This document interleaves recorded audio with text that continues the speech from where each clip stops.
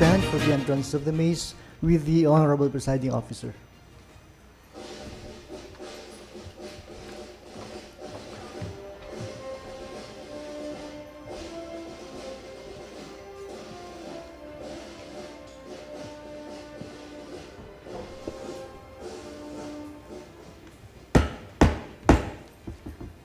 The 55th regular session is now called to order. We are requesting the Secretary to the Sanggunian for the roll call and determination of quorum. The attendance for today's regular session. The regular presiding officer, Honorable Eva Lorena Estavillo is present. Honorable Leo Di Revita is present. Honorable Meliton Di Lemos is still out. Honorable Shara Isabel Uy Salazar is present. Honorable Vreni Jem O. Kaasi is present. Honorable Agripino G. Coquilla Jr. is present. Honorable Rex Jasper R. Ala is on leave. Honorable Romeo L. Catayas is present. Honorable Catherine S. Elliott is present. Honorable Edmark O. Wakan is present. Honorable Arthur V. Ong Jr. is present. Honorable Datu Eric I. Perez is present. Honorable Roan Angela G. Rillion is present. The Honorable Betuvin S. Rubinos is on official business. Madam President, there are 11 members present. There is a quorum, Madam. There being a quorum, this session is in order. Let us now proceed to the opening prayer to be led by Honorable Agripino Coquilla Jr., followed by the pambansang awit, panunumpa ng katapatan sa watawat ng Pilipinas, the Councilor's Creed, and the Tagum Mabuhay Ka March. Let us put ourselves in the holy presence of God as we pray in accordance to our faith. In the name of the Father, Son, Holy Spirit. Our most loving and gracious Heavenly Father, we are very thankful, Lord, for your blessings that we receive every day. Thank you for the good health, with the peace in our mind and heart, and opportunities that you afforded us to be together in this hall as we will begin our 55th regular session. Alert and thoughtful to the issues that we're going to undertake.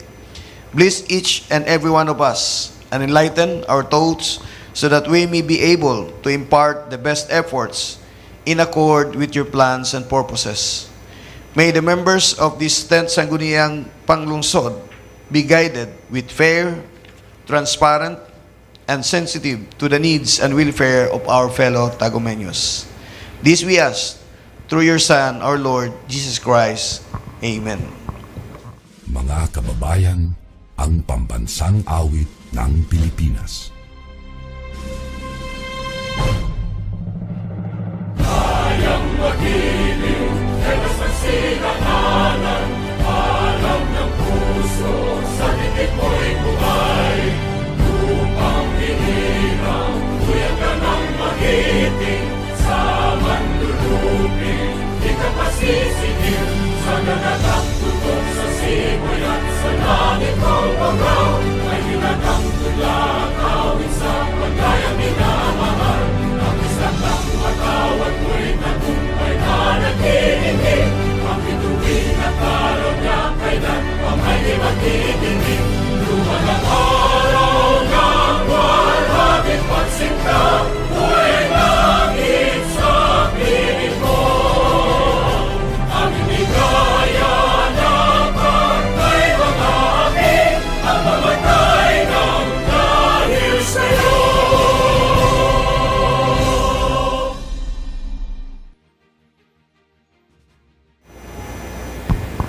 Panunumpa ng katapatan sa watawat ng Pilipinas.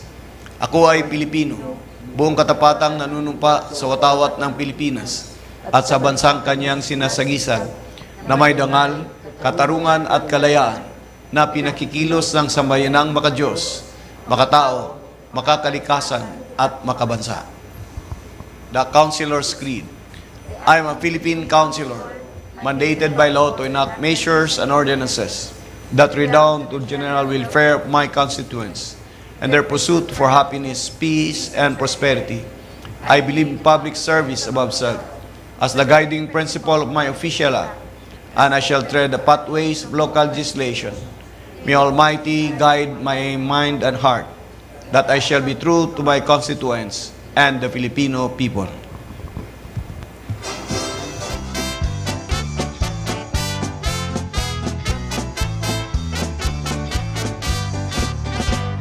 Sa lupain ng pangako ay may isang paraiso. Ang matatag at matatayog niyang bundok ay sagana sa saging at ginto. Mga bukid niya at mga parang at mga lumpiang balayan. Sa ang lakuman kung iyong pagmamasdan ito'y larawan ng kasaganahan. Tagum mabuhay ka, tagum mabuhay ka, nasa'yo ang bukas na walang kasing ganda. Tagum mabuhay ka, tagum mabuhay ka, paraisong puno ng pag-asa.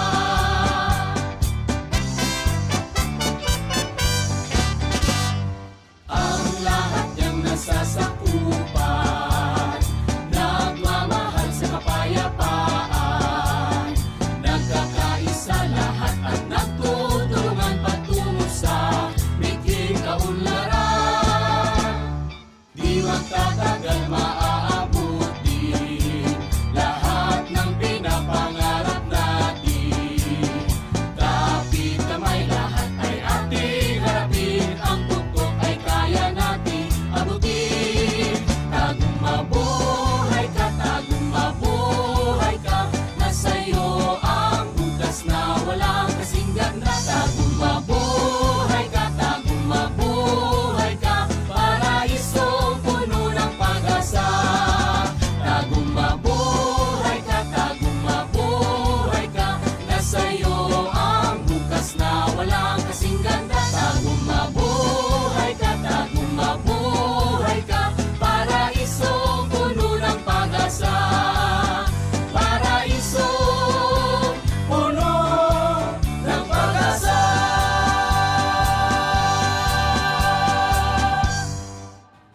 Afternoon, everyone.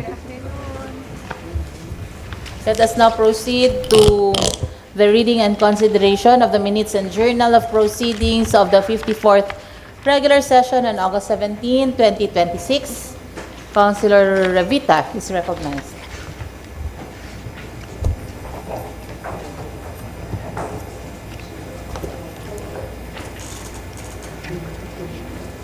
Asa yung mic? Kala lang kay Aala.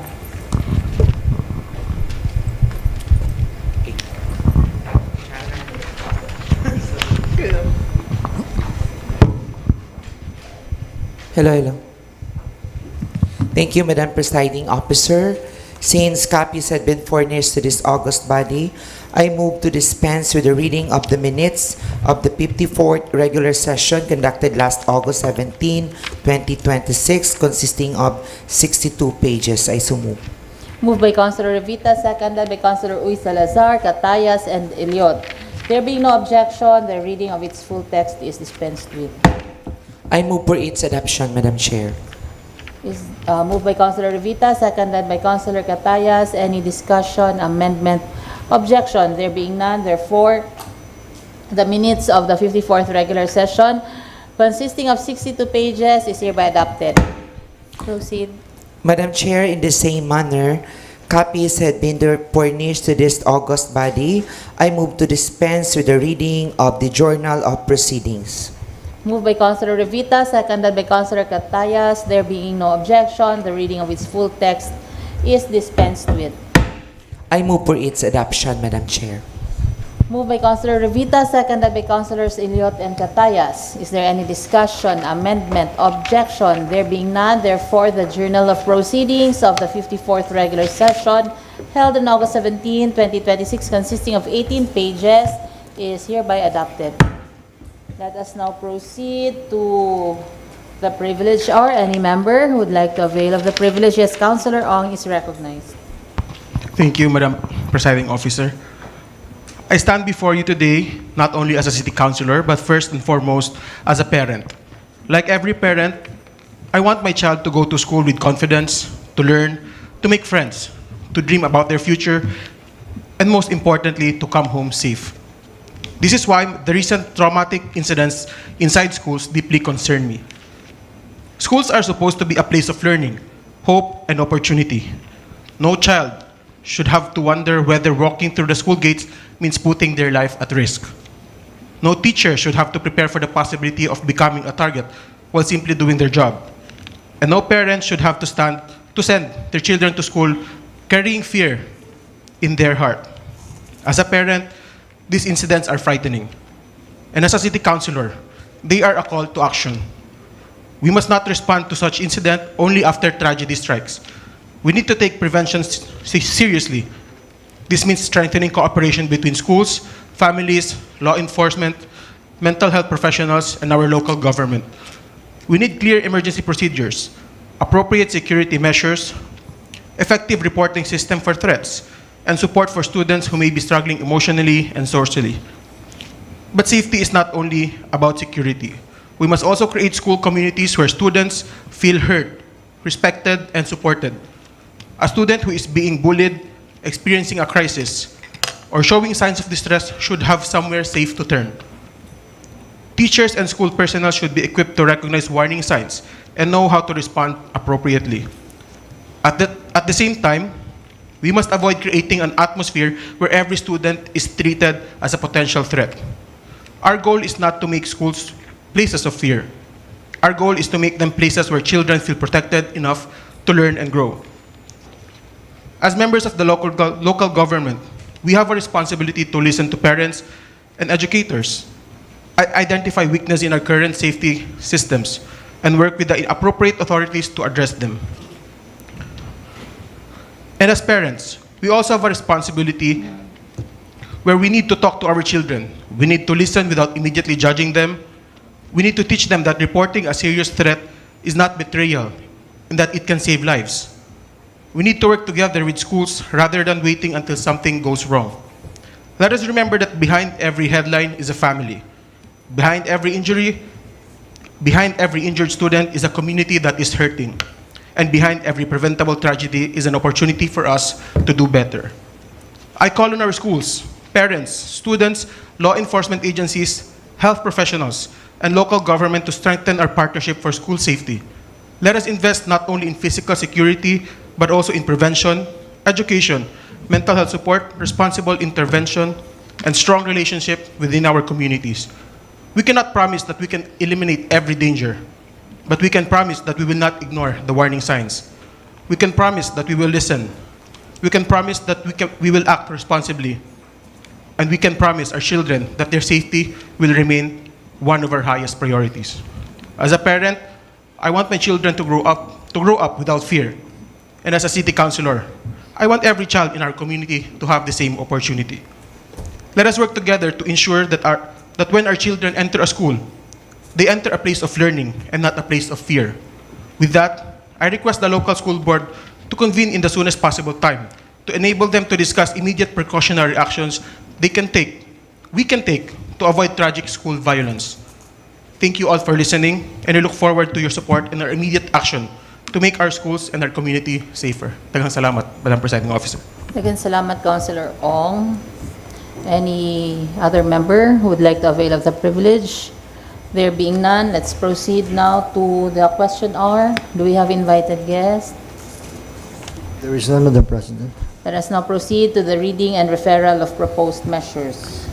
Madam President, for the measures on first reading, we have items under letters and communications. Number 1, letter dated August 18, coming from Honorable Randy A. Laguna, the Punong Barangay of Magupu South.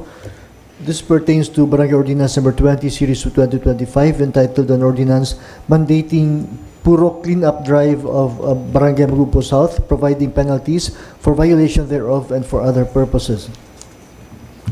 Item number 1 is referred to the Committee on Barangay Affairs and Laws, Rules, Regulations, and Privileges.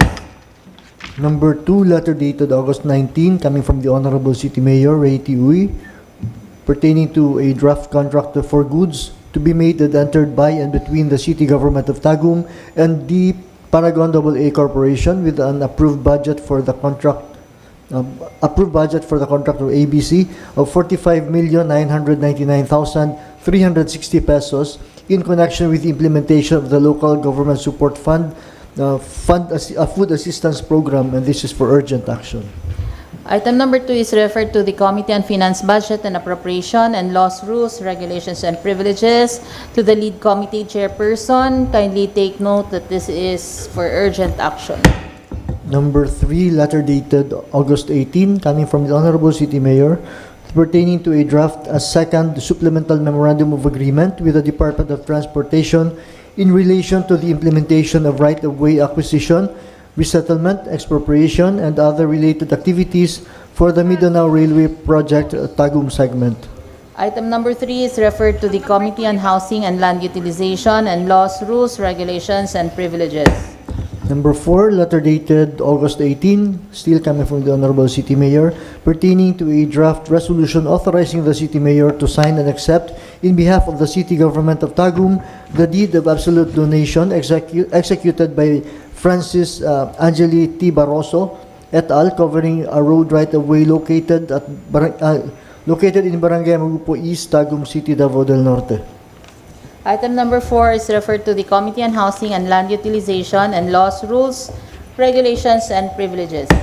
Number 5, letter dated August 18, coming from the Honorable City Mayor, pertaining to a draft resolution authorizing the City Mayor to sign and accept, in behalf of the City Government of Tagum, the deed of absolute donation executed by Romeo Bones, covering a road right-of-way located in Barangay Magupo East, Tagum City, Davao del Norte. Item number 5 is referred to the Committee on Housing and Land Utilization and Laws, Rules, Regulations, and Privileges. Item number 6, letter dated August 18, coming from the Honorable City Mayor, pertaining to a draft resolution authorizing the City Mayor to sign and accept, in behalf of the City Government of Tagum, the deed of absolute donation executed by Angel Mar L. Dawal, covering a road right-of-way located in Barangay Libuganon, Tagum City, Davao del Norte. Item number 6 is referred to the Committee on Housing and Land Utilization and Laws, Rules, Regulations, and Privileges.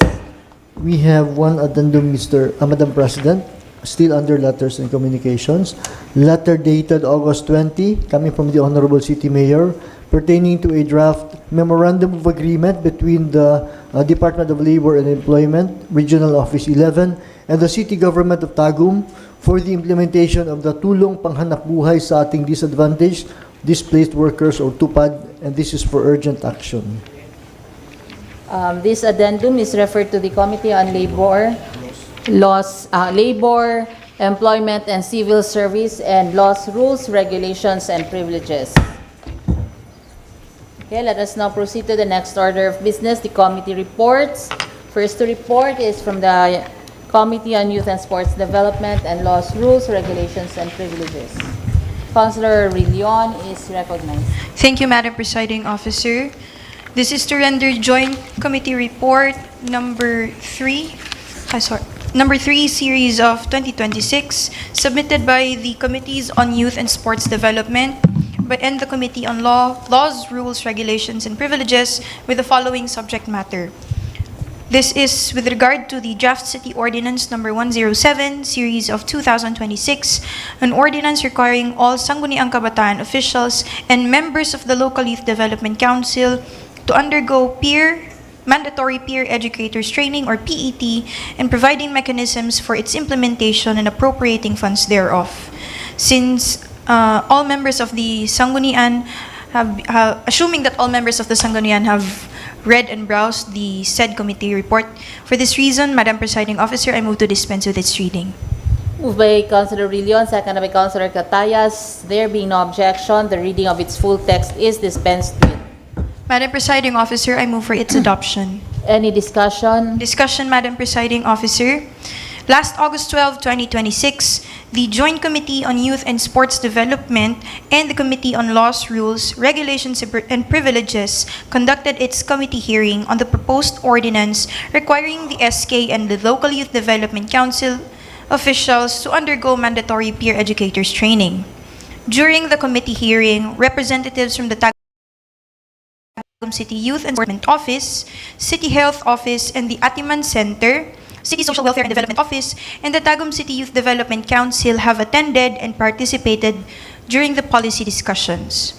One of the key highlights during the hearing is to indicate the number of training hours in the conduct of the refresher courses following the implementation of the mandatory PET. Upon interpellation, offices raised clarificatory concerns in the participation of the current TCYDC and SK officials for the implementation of the proposed ordinance. As deemed emphasized, the implementation of the aforesaid ordinance shall cover all current SK and TCYDC members.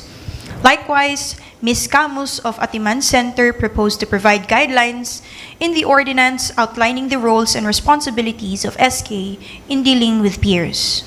On the other hand, Ms. Charlene Osido, representative from the City Health Office, informed that the city government of Tagum does not have an existing module for the implementation of the training program.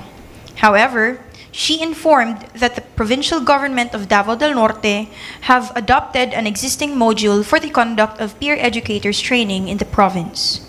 Further, under Section 11, relative to the imposition of administrative sanctions, this representation gave emphasis in the mandatory participation of the SKs and the TCYDC, noting the inclusion of mandatory PET as the criterion in the conduct of the SK functionality assessment and evaluation. Honorable Kaasi then inquired the roles and the responsibilities of the Sangguniang Kabataan as peer educators in the barangay. This representation then clarified that the SK is not mandated to carry out the clinical evaluation or diagnosis. Hence, the SK will be tapped as peer educators whose function is preventative rather than diagnostic. On the other hand, Honorable Rex Jasper R. Alak requested that the said ordinance be referred to the Local Finance Committee for budget consideration. Finally, Madam Presiding Officer, it was further moved by the members of the Council to refer the said ordinance back to the committee. That would be all, Madam Presiding Officer. Okay, thank you very much, Councilor Rillion. Any questions, comments from the other members? There being none, proceed to the amendments, if any. There are no further amendments, Madam Presiding Very well. Officer. I move that this measure be referred back to the committee concerned. Okay, so any objection? There being none, therefore Joint Committee Report number 3, submitted by the Committee on Youth and Sports Development, Committee on Laws, Rules, Regulations, and Privileges is hereby adopted. Next committee report, continue, Councilor Rillion. Thank you, Madam Presiding Officer. This is to render the Joint Committee Report number 8, Series of 2026, submitted by the following committees: Committee on Youth and Sports Development, Committee on Finance, Budget and Appropriation, and Committee on Barangay Affairs, with the following subject matter. This is with regard to letter dated July 27, 2026, from the Honorable G. Samiel L. Sesio, SK Chairperson of Barangay New Balamban, addressed to Honorable Eva Lorraine E. Estabilio, City Vice Mayor, duly received by the Office of the Secretary to the Sanggunian on August 7, 2026, the herein Sangguniang Kabataan Supplemental Budget number 1 for calendar year 2026 of Barangay New Balamban, appropriating the sum of 369,501 pesos and 27 centavos only for appropriate action. Assuming that all members of the Sanggunian have read and browsed the said committee report, for this reason, Madam Presiding Officer, I move to dispense with its reading. Moved by Councilor Rillion, seconded by Councilor Catayas and Eliot. There being no objection, the reading of its full text is dispensed with. Madam Presiding Officer, I move for its adoption. Any discussion? None, Madam Presiding Officer. So, amendment, objection, there being none. Therefore, Joint Committee Report number 8, submitted by the Committee on Youth and Sports Development, Finance, Budget and Appropriation, and Barangay Affairs is adopted. Next committee report, Councilor Uy Salazar is recognized. Thank you, Madam Presiding Officer. This is Surrender Joint Committee Report number 10, Series of 2026, submitted by the Committees on Health and on Laws, Rules, Regulations, and Privileges, relative to the 47th Regular Session City Ordinance number 111, concerning about the establishment of the Tagum City Right to Care program through a healthcare proxy system, providing for the issuance and recognition of healthcare proxy cards, appropriating funds therefore and for other purposes. Since all members have already been furnished with copies of this committee report, I move to dispense with the reading of its full text. Moved by Councilor Uy Salazar, seconded by Councilor Catayas and Eliot. There being no objection, the reading of its full text is dispensed with. I move for its adoption. Any discussion, amendment, objection? There being none, therefore Joint Committee Report Number 10, submitted by the Committee on Health and Laws, Rules, Regulations, and Privileges is hereby adopted. Next committee report from the Committee on Laws, Councilor Wakan. Thank you, Madam Presiding Officer. This pertains to Committee Report Number 5, Series of 2026, submitted by the Committee on Laws, Rules, Regulations, and Privileges. This pertains to the letter dated July 30, 2026, from Honorable Ray T. Uy, City Mayor, addressed to the Honorable Members of the Sangguniang through Honorable Eva Lorraine E. Estabilio, City Vice Mayor, duly received by the Office of the Secretary to the Sangguniang on August 3, 2026. The herein draft resolution granting authority to the City Mayor, Honorable Ray T. Uy, and or the officer in charge, City Legal Officer Attorney Niljan A. Villarico, to institute, file, execute, and sign the petition for correction of the entries in the Transfer Certificate of Title Number 142-2020-002421 and the verified petition for the reissuance of a new owner's duplicate copy thereof, including the verification, certification against forum shopping, and all other pleadings, documents, and instruments necessary in connection therewith for appropriate action. Madam Presiding Officer, considering that each and every member has been duly furnished with copies of this Committee Report Number 5, Series of 2026, I therefore move to dispense with the reading of its full text. Moved by Councilor Wakan, seconded by Councilors Coquilla and Catayas, and there being no objection, the reading of its full text is dispensed with. I move for the approval and adoption of Committee Report Number 5, Series of 2026. Is there any discussion? Brief discussion, Madam Presiding Officer. During committee hearing conducted, the committee has determined the propriety of issuing this a resolution authorizing our city mayor in order to introduce the necessary to file the necessary case for the correction of the entries, especially on the number of square meters covered by the transfer certificate of title.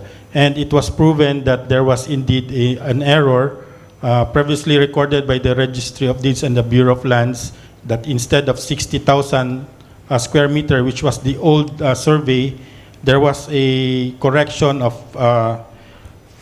54,000 square meters. And this is only an authority for the filing of the necessary case and petition in court.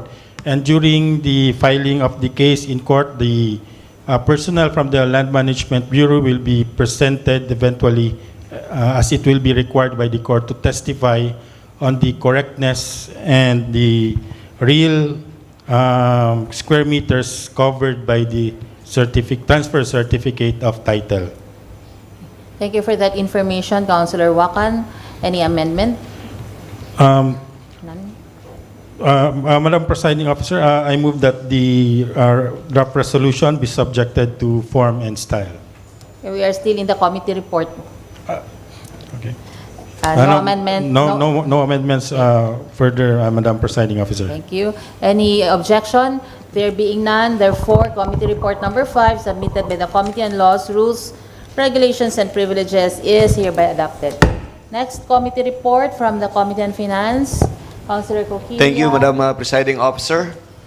For and on behalf of the members of the two committees, the Committee on Finance, Budget, and Appropriation, and the Committee on Laws, Rules, Regulations, and Privileges, allow me to present this Joint Committee Report Number 9, Series 2026. This was conducted last August 19, 2026, here at the SP Session Hall, with the following subject matter. One is relating the August 11, 2026 endorsement from the local chief executive. This is in relation to the draft memorandum of agreement, service level agreement on ATM payroll facility to be executed by and between the Land Bank of the Philippines and the city government of Tagum. And the second item that was deliberated by the Joint Committee was that of the letter dated August 13, 2026 from Honorable Ray T. Uy, the City Mayor. This is in relation to the Land Bank of the Philippines that informs the new features of its salary loan program effective July 15, 2026, which will introduce an amendment to the existing Memorandum of Agreement.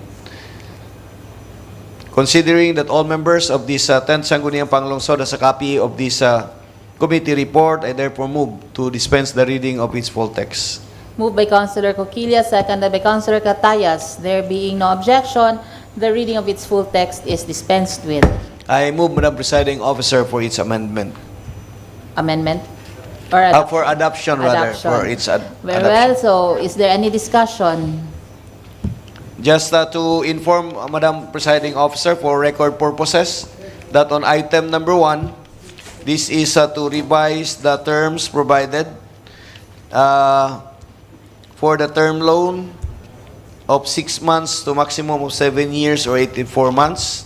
And for item number 2, that was being noted that the loanable amount up to 20 months gross pay with a minimum loanable amount of 20,000 to maximum of 2 million. And the age requirements is up to 65 years old. So this is for the recommendation, Madam Presiding Officer, and the interest rate is 8.5%.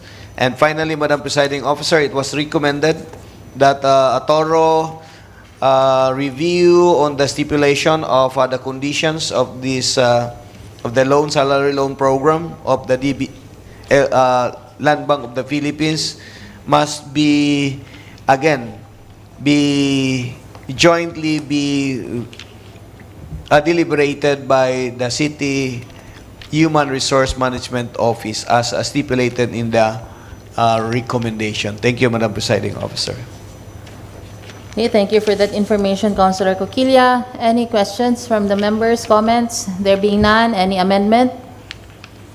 Any objection? There being none, therefore, Joint Committee Report number 9, submitted by the Committee on Finance, Budget and Appropriation and Committee on Laws, Rules, Regulations, and Privileges is hereby adopted. Next committee report. Another, proceed. Madam Presiding Officer, for and on behalf of the members of the Committee on Finance, Budget and Appropriation, allow me to present this committee report number 13, Series 2026. This was conducted last August 19 at SP Session Hall with 3 subject matter. One is relating the draft resolution authorizing Honorable Ray T. Uy, City Mayor, to open an account with the Development Bank of the Philippines under the name Tagum City, Davao del Norte, People Survival Fund Grant Account for the implementation of Project Shallow, Safe Haven for a Life Below Water, ecosystem-based adaptation through mangrove habitat protection and restoration. For other subject matter that was being deliberated by the committee was that of the request for augmentation of allocation of representation expense account from Mr. Ray A. Buhion. And the third item which was deliberated was that of the letter request for augmentation from Honorable Catherine S. Iliot. Considering that all members have a copy of this committee report, I therefore move to dispense the reading of its full text. Moved by Councilor Coquilla, seconded by Councilors Catayas, Uy, Salazar, and Revita. There being no objection, the reading of its full text is dispensed with. I move, Madam Presiding Officer, for its adoption. Any discussion? Just for the record, Madam Presiding Officer, since we have Tagumeños that keep track of the deliberation of this 10th Sangguniang Panglungsod of this 55th regular session. For item number 1, Madam Presiding Officer, that this is that the local chief executive requested for legislative support for the opening of trust fund in order to download the 7,513,000 pesos for the People's Survival Fund to be implemented to the 5 coastal barangays for their respective plans, programs, and activities, approved plans and programs and activities for the mangrove rehabilitation, Madam Presiding Officer. That's all. Thank you. Okay, thank you very much, Councilor Coquilla. Any amendment? Any objection? There being none. Therefore, committee report number 13, submitted with the Committee on Finance, Budget, and Appropriation, is hereby adopted. Next, Another, committee Madam report. Presiding Officer, for and on behalf of the members of the two committees, the Committee on Finance, Budget, and Appropriation, and the Committee on Public Works, Facilities, and Utilities, allow me to present this Joint Committee Report number 1, Series 2026. This was conducted last August 19, 2026. And the subject matter being deliberated was that of the draft resolution authorizing the City Mayor, Honorable Ray T. Uy, and or City Legal Officer, Attorney Neil John A. Villarico, to file, sign, execute, prosecute the appropriate petition for exemption from the prohibition against release, disbursement, or expenditure of public funds, and from the prohibition against the construction of public works, delivery of materials for public works, issuance of treasury warrants, and similar devices, as provided under applicable election laws and COMELEC rules and regulations. This is relating, Madam Presiding Officer, for our preparation so that this would not be covered by election ban. And again, Madam Presiding Officer, since the copy of this Joint Committee Report number 1 was circulated to the members of this 10th Sangguniang Panglungsod with the assumption that they have already read the full content of this, I therefore move to dispense the reading of its full text. Moved by Councilor Coquilla, seconded by Councilor Catayas, Perez, and Ong. There being no objection, the reading of its full text is dispensed with. I move, Madam Presiding Officer, for its adoption. Any discussion? Amendment? And there's no discussion, Madam Presiding Officer. Objection? There being none, therefore, Joint Committee Report number 1, submitted by the Committee on Finance, Budget, and Appropriation, and Public Works, Facilities, and Utilities, is hereby adopted. Next committee report, our IPMR, Dato Eric Perez, is recognized. Thank you, Madam Presiding Officer. This is to render Joint Committee Report number 1, Series of 2026, submitted by the Joint Committee on Indigenous People and Cultural Community Affairs, Committee on Barangay Affairs, and Committee on Laws, Rules, Regulation, and Privilege. This was conducted, Madam Presiding Officer, last August 12, 2026 at 1:35 in the afternoon with one subject matter regarding the resolution requesting to the Office of the National Commission on Indigenous People, NCIP, Davao del Norte Provincial Office to provide the Liga ng mga Barangay Tagum City Chapter with the official list of all registered indigenous peoples in every barangay of Tagum City. Madam Presiding Officer, considering that all members have a copy of this committee report number 1, I therefore move to dispense with the reading of its full text. Moved by Dato Eric Perez, seconded by Councilor Catayas. There being no objection, the reading of its full text is dispensed with. I move for its adoption, Madam Presiding Any Officer. discussion? Discussion? Amendment? Objection? There being none, therefore, Joint Committee Report number 1, submitted by the Committee on Indigenous Peoples and Cultural Community Affairs, Committee on Barangay Affairs, and Committee on Laws, Rules, Regulations, and Privileges, is hereby adopted. Next committee report from the Committee on Peace, Order, and Public Safety. Councilor Wakan. Thank you, Madam Presiding Officer. This pertains to Joint Committee Report number 9, Series of 2026, submitted by the Joint Committee on Peace and Order and Public Safety and Committee on Laws, Rules, Regulations, and Privileges. This pertains to the Draft City Ordinance number 119, Series of 2026, an ordinance regulating the manufacture, sale, distribution, and use of Philippine National Police, PNP uniforms, insignias, and other accoutrements within the territorial jurisdiction of Tagum City, Davao del Norte, and providing penalties for violations thereof and for other purposes. Madam Presiding Officer, considering that each and every member has been duly furnished with copies of this Joint Committee Report number 9 series of 2026, I therefore move to dispense with the reading of its full text. Moved by Councilor Wacan, seconded by Councilor Catayas, Rillion, and Revita. There being no objection, the reading of its full text is dispensed with. I move for the adoption of the Joint Committee Report number 9 series of 2026. Moved by Councilor Wacan. Any discussion? Amendment objection. There being none, therefore, Joint Committee Report number 9, submitted by the Committee on Peace, Order, and Public Safety and Laws, Rules, Regulations, and Privileges is hereby adopted. Next committee report from the Committee on Housing. Councilor Kaasi is recognized. Thank you, Madam Chair.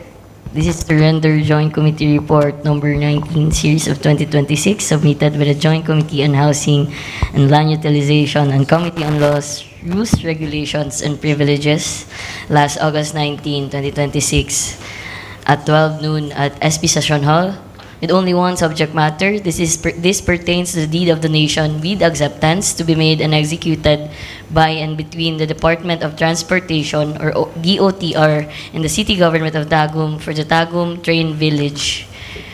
I move to dispense with Joint Committee Report number 19, series of 2026. Moved by Councilor Kaasi, seconded by Councilor Catayas. There being no objection, the reading of its full text is dispensed with. I move for its adoption, Madam Moved by Chair. Councilor Kaasi. Any discussion, amendment, objection? There being none, therefore, Joint Committee Report number 19, submitted by the Committee on Housing and Land Utilization and Laws, Rules, Regulations, and Privileges is hereby adopted. Summer committee reports. There being none, let us now proceed to the calendar of business. Councilor Wacan, what is your pleasure? I move for the approval of the calendar of business as stated in the notice of the 55th regular session, including the addendum, Madam Presiding Officer. Moved by Councilor Wacan, seconded by Councilor Eliot. Any amendments? Yes, Councilor Poquilla is recognized. Thank you, Madam Presiding Officer. As embodied in the Committee Report number 13 of the Committee on Finance with its recommendation for inclusion under unassigned business, I move for inclusion under unassigned business, Drop Augmentation Ordinance number 3, Series 2026, with the title, An Ordinance Authorizing Honorable Eva Lorraine E. Estabilio, City Vice Mayor, to augment the appropriation of representation expenses in the amount of 45,437 pesos under the Legislative Department. I so move for its inclusion. Moved by Councilor Coquilla, seconded by Councilors Salazar, Catayas, Revita, and Eliot, and Rillion. There being no objection, therefore, Augmentation Ordinance number 6 is hereby included under unassigned business. Another, Madam Presiding Officer. Of 3. I move for inclusion under unassigned business, Drop Augmentation Ordinance number 4, Series 2026, with the title, An Ordinance Authorizing Honorable Eva Lorraine E. Estabilio, City Vice Mayor, to augment the appropriation of office supplies expenses in the amount of 40,000 pesos under the Legislative Department. I so move for its inclusion. Moved by Councilor Coquilla, seconded by Councilors Rillion, Revita, and Eliot. There being no objection, there being the Augmentation Ordinance number 4 is included under unassigned business. Another, Madam Presiding Officer, may we know from our good secretary the number for resolution? Madam Chair, that would be resolution number 876. Thank you, Madam Presiding Officer. I move for inclusion under unassigned business, draft resolution number 876, Series 2026, with the title, A Resolution Authorizing Honorable Ray T. Uy, City Mayor, to open an account with Development Bank of the Philippines, DBP, under the name Tagum City, Davao del Norte, People Survival Fund Grant account for the implementation of Project Shallow, Safe Haven for a Life Below Water, ecosystem-based adaptation through mangrove habitat protection and restoration. I so move for its inclusion.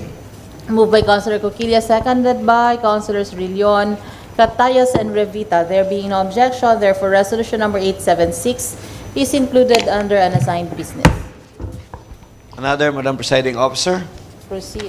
As recommended through Joint Committee Report number 1 of Finance and Public Works, I move for inclusion under an assigned business, Draft Resolution number 877, Series 2026, with the title, A Resolution Authorizing the City Mayor, Honorable Ray Tiuy, and or the City Legal Officer, Attorney Neljan A. Villarico, to file, sign, execute, and prosecute the appropriate petition for exemption from the prohibition against the release, disbursement, or expenditure of public funds, and from prohibition against construction of public works, delivery of materials for public works, and issuance of treasury warrants and similar devices as provided under applicable election laws and COMELEC rules and regulations. I so move for its inclusion.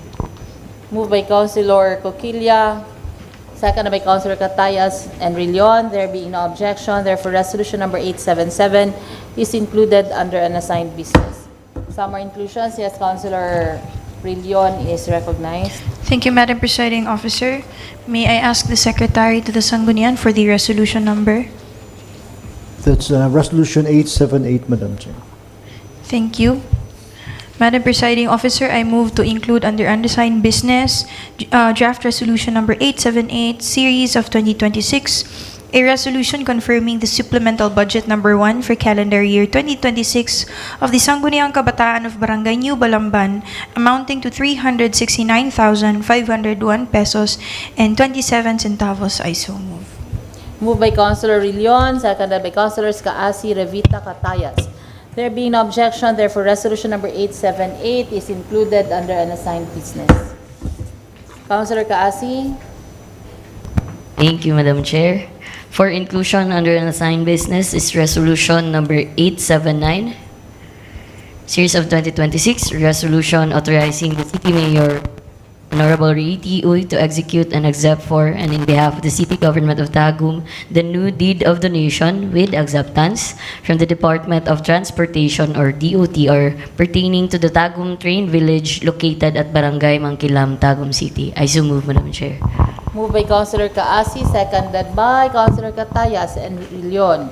There being no objection, therefore resolution number 879 is included under an assigned business. Summer inclusions, the Councilor Wakan. For inclusion, Madam Presiding Officer, is Draft Resolution number 880. Draft Resolution as recommended under Committee Report number 5, Series of 2026, a resolution granting authority to the City Mayor, Honorable Ray Tiuy, and or the officer in charge, City Legal Officer, Attorney Neljan A. Villarico, to institute, file, execute, and sign the petition for correction of entries in the Transfer Certificate of Title number 142-2020-002421 and the verified petition for the reissuance of a new owner's duplicate copy thereof, including verification, certification against forum shopping, and all other pleadings, documents, and instruments necessary in connection therewith. I so move, Madam Presiding Officer. Moved by Councilor Wakan, seconded by Councilors Catayas and Rillion. There being no objection, therefore resolution number 880 is included under an assigned business. For inclusion also, Madam Presiding Officer, is the draft resolution number 881. This pertains to the urgent matter forwarded by the Office of the City Mayor. This pertains to the resolution authorizing Honorable Ray Tiuy, City Mayor, to enter into and sign for and in behalf of the City Government of Tagum a contract for goods with the Paragon AA Corporation for the implementation of the Local Government Support Fund or LGSF Food Assistance Program in Tagum City, funded by the local government Support Fund financial assistance to local government units or LGSF FALGU for fiscal year 2026. I so move, Madam Presiding Officer. Moved by Councilor Wacan, seconded by Councilor Rillion and Catayas, and there being no objection, resolution number 881 is included under unassigned business. Some more inclusions? Madam Chair. Yes, Councilor Catayas. Thank you, Madam Chair. Considering its urgency for inclusion under the assigned business, resolution number 882, series of 2026. A resolution authorizing the City Mayor Honorable Ray Tioy to sign for and in behalf of the City Government of Tagum a memorandum of agreement with the Department of Labor and Employment, Regional Office 11 for the implementation of the Tulong Panghanapbuhay sa ating disadvantaged displaced workers or TUPAD. Pursuant to Department Order number 173 series of 2017 and Department Order number 219 series of 2020. I so move, Madam Chair. Moved by Councilor Catayas, seconded by Councilor Rillion. There being no objection, therefore resolution number 882 is included under unassigned business. Some more inclusions. There being none, therefore back to the main motion as amended 9 times. Is there any objection? There being none, therefore the calendar of business as amended 9 times is hereby adopted. The chair declares for a few minutes recess.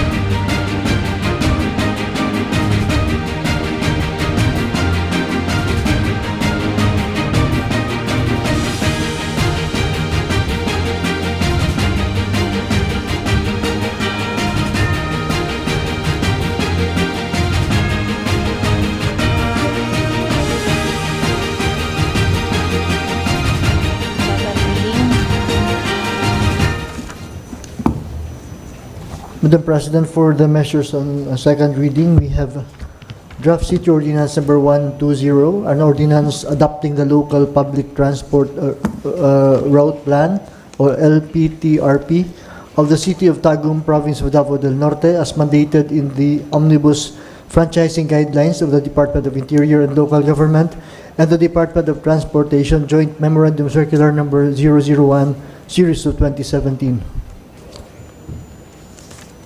Madam Presiding Officer, may I be recognized, Madam Presiding Officer? Yes, Councilor Coquilla is recognized.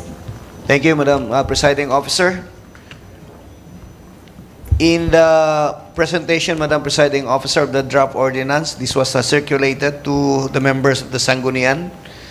I move, Madam Presiding Officer, to dispense the reading of the full text of this draft city ordinance, number 120, Series 2026. I so move. Moved by Councilor Coquilla, seconded by Councilor Catayas and Rillion.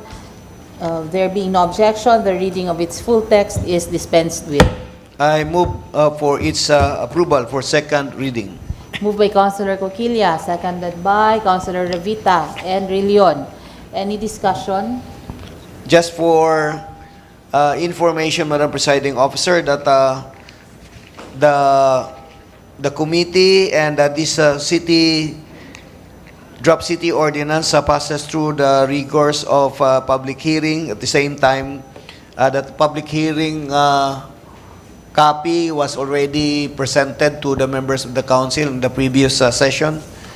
And again, Madam Presiding Officer, as a matter of presentation in the explanatory note, allow me to read that the city government of Tagum recognizes the vital role of an efficient, safe, accessible, reliable, and sustainable public transportation system in promoting inclusive economic growth, improving mobility, and enhancing the overall quality of life of its residents.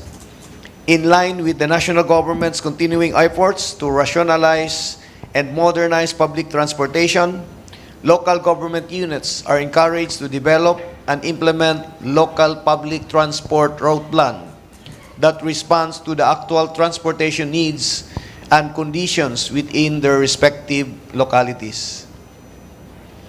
The city government has undertaken the preparation of the Tagum City Local Public Transport Road Plan, in short LPTRP for 2026-2030, which is intended to serve as the city's principal planning framework for the organization, rationalization, and improvement of local public transportation routes services during the 5-year planning period. The Local Public Transport Road Plan, LPTRP, of the City of Tagum, Davao del Norte, submitted on December 9, 2025, was evaluated by the Land Transportation Franchising Regulatory Board, and upon the recommendation of the technical panel, was found out to be consistent with DOTR Department Order number 2023-022, DOTR DILG LTFRB Joint Memorandum Circular number 002, Series 2024, and other applicable policies and guidelines. Consequently, a notice of compliance was granted to the City of Tagum on April 30, 2026, and awarded on May 12, 2026, as reflected in the said notice of compliance and recognized under LTFRB Board Resolution number 056, Series of 2026. The plan seeks to establish a public transport network that is responsive to the actual mobility requirements of the city's communities. It aims to improve connectivity between residential areas and major destinations, provide adequate public transport access to underserved areas, rationalize existing routes, minimize unnecessary road overlaps and inefficiencies, and promote a more organized, convenient, reliable, and equitable public transportation system.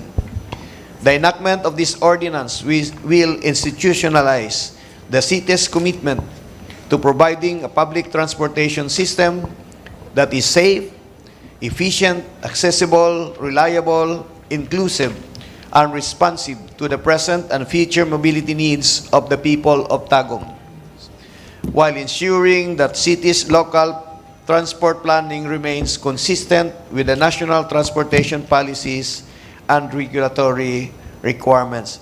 Hence, Madam Presiding Officer, this is to appeal the members of the Council for their support for the approval of this draft city ordinance.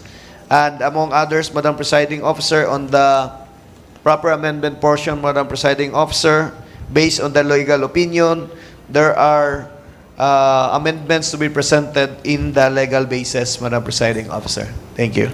Thank you for that information, Councilor Coquilla. But since we are live this afternoon on DXDN and also we are live on Facebook, can you give further details and please explain in vernacular so that the public may know what this ordinance is all about and to parang dispel misconceptions. Okay, thank you, Madam Presiding Officer.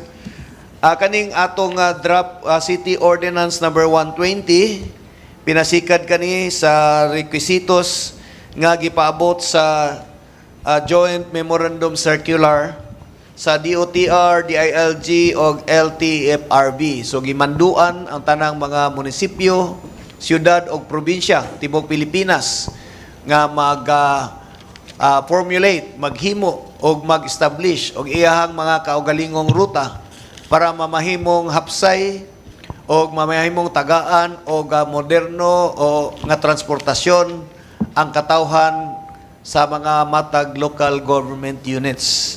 Tungod na niani, giproseso sa atong siyudad sa Tagum ang pagplastar sa ato ang local public transport route plan o kani pinasikat pod sa konsultasyon na mahimo kaning gi-formulate ang atong local public transport route plan nikabat og mga duha ka tuig nang nilabay. Tungod kay ang atong DOTR sila man ang mohatag o pagtugot o pag-issue o notice of compliance sa panahon nga ang atong gisubmitar nga mga plano mahitungod sa pagpahimutang sa ato ang mga public transport. Ang atong public transport, Madam Presiding Officer, mahitungod kani siya sa susama sa usa ka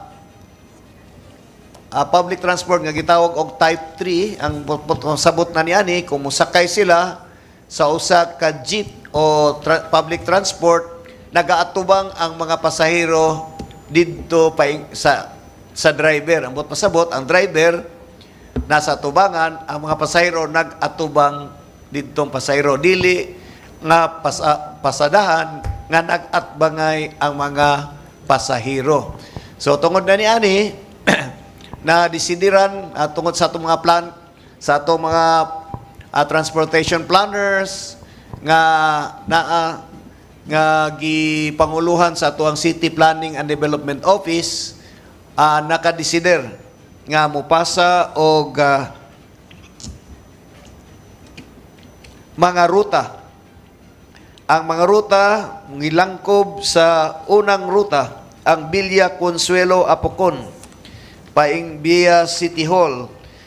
Mukabat kani sa 11 ka mga posible nga applyan sa mga public transport kooperatiba. Ang pasabot nga ang AMPUJ Class 3 mo kani ang klase sa sakyanan nga sakyan ang katason sa ruta mukabat og 13.8 kilometers. Ang pasabot na niani matod pa sa requisitos nga dili jud molampas og 15 kilometros. Adunay mga nilampas diri 15 kilometros apan dili man nato malikayan nga dili jud insakto nga 15 kilometros para sa jeepney kay kung mulapas og 15 kilometros bus na ang magdagan.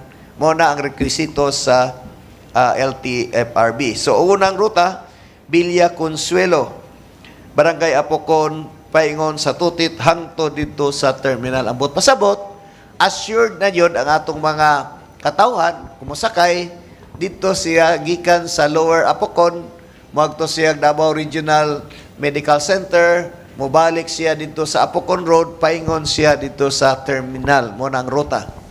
So, sa ruta number 2, Garinan, Madaom. So, ang Garinan, tungod kay aduna na may mga nag-apply sa export processing zone ditong dapita. So, adunay mga posibilidad. 5 years from now, mabibo na kay aduna na mga dagkong mga magpatigayon nga mutukod sa ilang mga negosyo dito o mga planta. Adunay ruta, ang kadaghanon sa ruta siyam maximum. Sunod ang mga new and developmental roads. Ambot pasabot mga bag-o nga mga ruta tungod kay na dito ang mga subdivisions. Ang barangay Kuambugan to Tagum City Crossing, 11.7 kilometers, 8 ka mga sakyanan nga allowed nga pwede applyan. Next, ang barangay Libuganon to Tagum Doctors Hospital. Kung ikaw gikan sa barangay Libuganon, dito mo drop ka sa Tagum Doctors Hospital. So mga 5 ka mga public transport ang allowed nga modagan dihang dapita. Ang sunod, ang Tagum City Overland Transport Integrated Terminal to Rotary Park via San Agustin. Mga emerging roads kani, mukabat og 15.40 kilometro, 3 ka mga sakyanan ang posible nga magdagan. Sunod ang barangay Pagsabangan, muagi og Sobrekari Street. So assured na ang taga-barangay Pagsabangan. Karon adto naman tay existing nga mga rota sa PhilCab apan kani siya na modernize na gi-expand ang kadaghanon tungod sa gikandak nga pag-studio 12 ka mga sakyanan.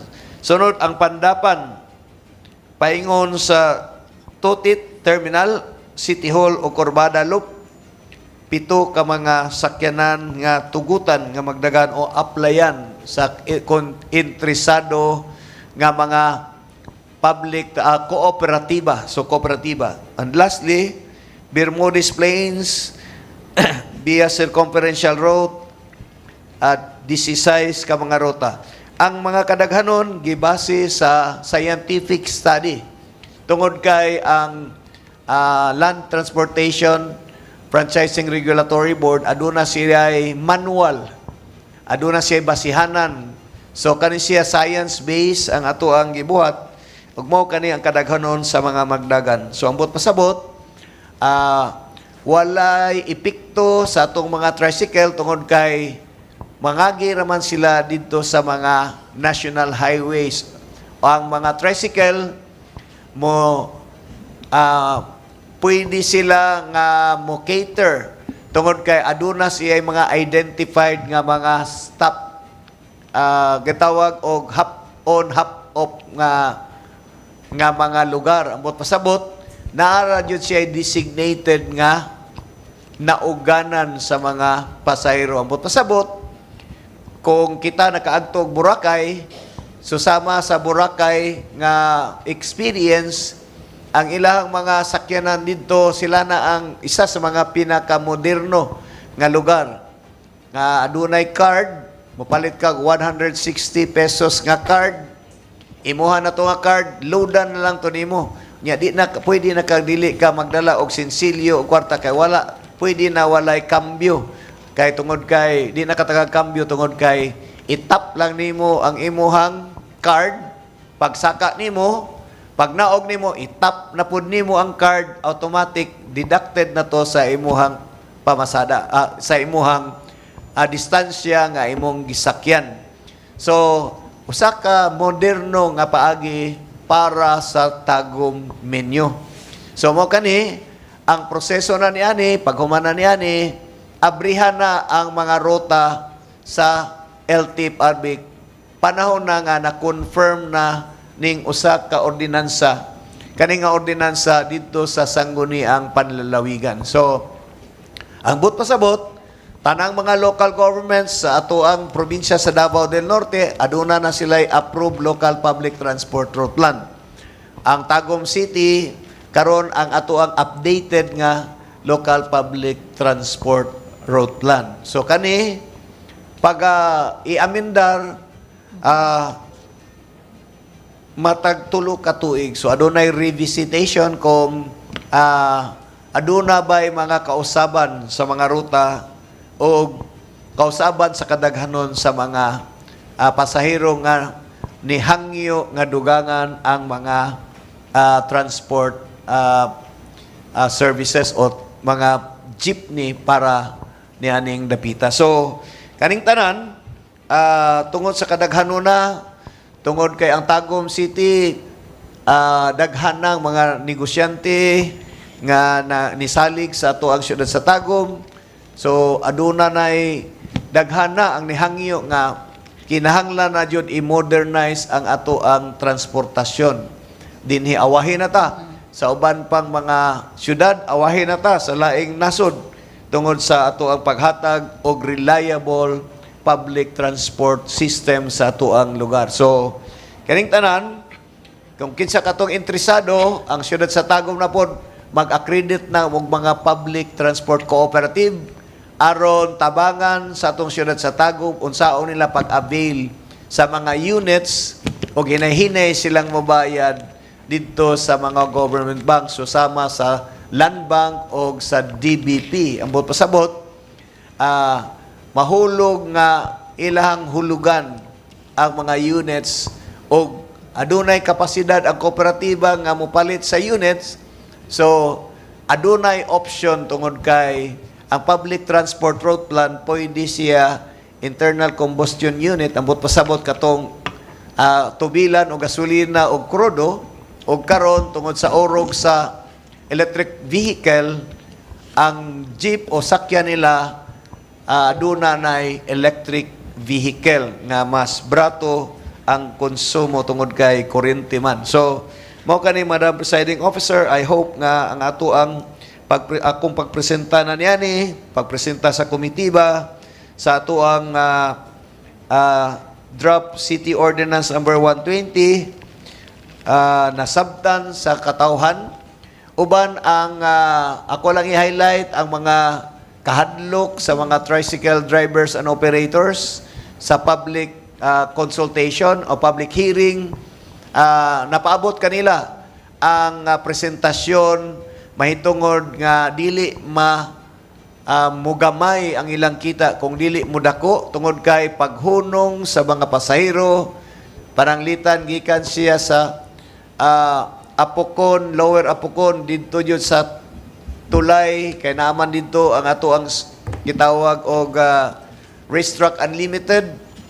Pag naog nila sa kanto sa Davao Regional Hospital, dito na sila kwaon sa mga tricycle nga muadto sila sa Bermudez Plains o uban pa nga dili maagian sa ruta sa public transport. Abot pasabot, walay kamatuuran o nga nag-ingon o walay gitawag o kahadlok, dili angayan mahadlok ang atong mga drivers and operators. Ang 3,150 ka mga tricycle drivers and operators, dili mahadlok nga makibhangan ang ilahang kita kung dili madugangan ang ilahang kita. So ang ato lang, sigon sa resulta sa National ICT Confederation of the Philippines Summit diri sa siyudad sa Tagum, bag-o pa lang, 2 ka semanang nilabay, naghisgot sila nga angayan lang nga i-digitalize na ang atong mga paagi sa pagbayad sa mga tricycle aron malikayan ang pagkontrata o paranglitan kung musakay ka, adunay apelido kung musakay. So sure na yun tungod kay satellite base man siya, may bawan unsa kalayo ang gisakyan agi iyahang gibiyahian ug mao po to ang corresponding nga payment yang ihatag. So kinahanglan digitalize na ang payment. Ang bot pasabot i-develop na sa atong syudad sa Tagum o sa other provider nga mamahimong masayon o dili na or exact na ang atong pagbayad sa ato ang pamaapasada. So mao kani Madam Presiding Officer ang unod sa ato ang gipresenta karon sa plenaryo para suportahan sa mga membro sa Konseyo. Daghang salamat. Okay, salamat kayo Konsehal June. Konsehal Coquilla, so makita nato na sa 8 ka ruta maabot na ang mga lagyo nga barangay. So naabot na sa Pandapan, Libuganon, Garinan. So naana sila'y masakyan dito, di na maglisod atong mga Tagumeños. So with that, thank you very much. Kung naay mga any questions from the members, comments, if there's none, then please proceed, Councilor Coquilla. On the amendment, Madam Presiding Officer, as stipulated in the legal opinion to specify the legal basis, Madam Presiding Officer, I move, Madam Presiding Officer, under Section 2, the legal basis of this substitute ordinance, Madam Presiding Officer, allow me to read. If other members have no copy, or I believe there was an advance copy, Madam Presiding Officer, but for purposes of presentation, Madam Presiding Officer, I move that Section 2, legal basis, shall be read as follows. This ordinance is enacted pursuant to Section 16 of Republic Act Number 7160, otherwise known as the Local Government Code of 1991, otherwise known as the General Welfare Clause, and Section 458A 5 subsection X thereof, which authorizes the Sangguniang Panglungsod to enact ordinances regulating the establishment, operation, maintenance, and use of bus, vehicle stops, terminals, and the use of garage and other conveyances for hire and traffic on all streets and bridges within the city. This ordinance further adopts and implements the applicable national policies, rules, and guidelines governing local public transport route planning, particularly the Department of Transportation DOTR Department Order Number 2023-022 and the DOTR Department of Interior Local Government and Land Transportation Franchising Regulatory Board Joint Memorandum Circular Number 002 Series of 2024 entitled Guidelines on the Preparation and Issuance of Local Ordinances, Orders, Rules, and Regulations for the Local Public Transport Road Plan, LPTRP. The Local Public Transport Road Plan of the City of Tagum, Davao del Norte, submitted on December 9, 2025, was evaluated by the LTFRB and upon recommendation of the technical panel was found to be consistent with DOTR Department Order Number 2023-022, DOTR DILG LTFRB Joint Memorandum Circular Number 002 Series 2024 and other applicable policies and guidelines. Consequently, a notice of compliance was granted to the City of Tagum on April 30, 2026, awarded on May 12, 2026 as reflected in the said notice of compliance and recognized under LTFRB Board Resolution Number 056 Series 2026. I so move, Madam Presiding Officer, for the amendment of Section 2 legal basis. Moved by Councilor Coquilla, seconded by Councilor Perez, Catayas, and Rillion. There being no objection, Section 2 is hereby amended accordingly. And all the stipulations, Madam Presiding Officer, based on this draft, Madam Presiding Officer, must be in conformity with the presented draft, Madam Presiding Officer, subject to form and style. I so move. Moved by Councilor Coquilla, seconded by Councilor Rillion, Catayas, and Revita. Is there any discussion? Amendment, objection? There being none, therefore that amendment is hereby approved and this ordinance shall be subject to form and style. This is good only for second reading, and final draft, Madam Presiding Officer, be presented for third and final reading. Thank you. Okay, so any objections? So this ordinance is approved on second reading. Next, we will now proceed to items under unassigned business. Madam President, the first item under unassigned business is augmentation ordinance number 3, an ordinance authorizing Honorable Eva Larini Estabilio, City Vice Mayor, to augment the appropriation of representation expenses in the amount of 45,437 pesos under the Legislative Department. Councilor Coquilla is recognized. Thank you, Madam Presiding Officer. As embodied in the and enclosed to the Committee Report number 13, Series 2026 of the Committee on Finance, copy of this draft augmentation ordinance was attached, and considering that it was already circulated to the members of the council, and with assumption that you have already read the full content of this draft augmentation ordinance number 3, including its explanatory note, I therefore move to dispense the reading of its full text. Moved by Councilor Coquilla, seconded by Councilors Luis Salazar, Rillion, Revita, and Elliot. There being no objection, the reading of its full text is dispensed with. I move, Madam Presiding Officer, for approval for second reading. Moved by Councilor Coquilla, seconded by Councilor Rillion. Any discussion? Madam Presiding Officer, just thought for information that as a matter of regulation, Madam Presiding Officer, that any offices can augment their budget provided that it is of the same expense class, and based on the request of the Secretary to the Sanggunian dated August 5, 2026, that they decided based on their office needs that MOA representation expense be augmented, and the source of fund came from the office supplies. This is a savings, semi-expendable machinery and equipment expense, other supplies and materials expense, advertising expenses, lump and tuan, total of 45,437, and this shall be augmented for the representation expenses. Thank you, Madam Presiding Officer. Thank you for that information, Councilor Coquilla. Any amendment? Amendment, Madam Presiding Officer, that all the stipulations of this draft augmentation ordinance shall be subject to form and style. Thank you. Moved by Councilor Coquilla, second by Councilor Catayas and Revita. There being no objections, this ordinance shall be subject to form and style. Please take note of the spelling of the Secretary to the Sanggunian. Secretary to the Sanggunian. Yeah, his family name on the second paragraph. To check this is a clerical error, Madam Presiding Yes. Officer. So that's already covered with the amendment.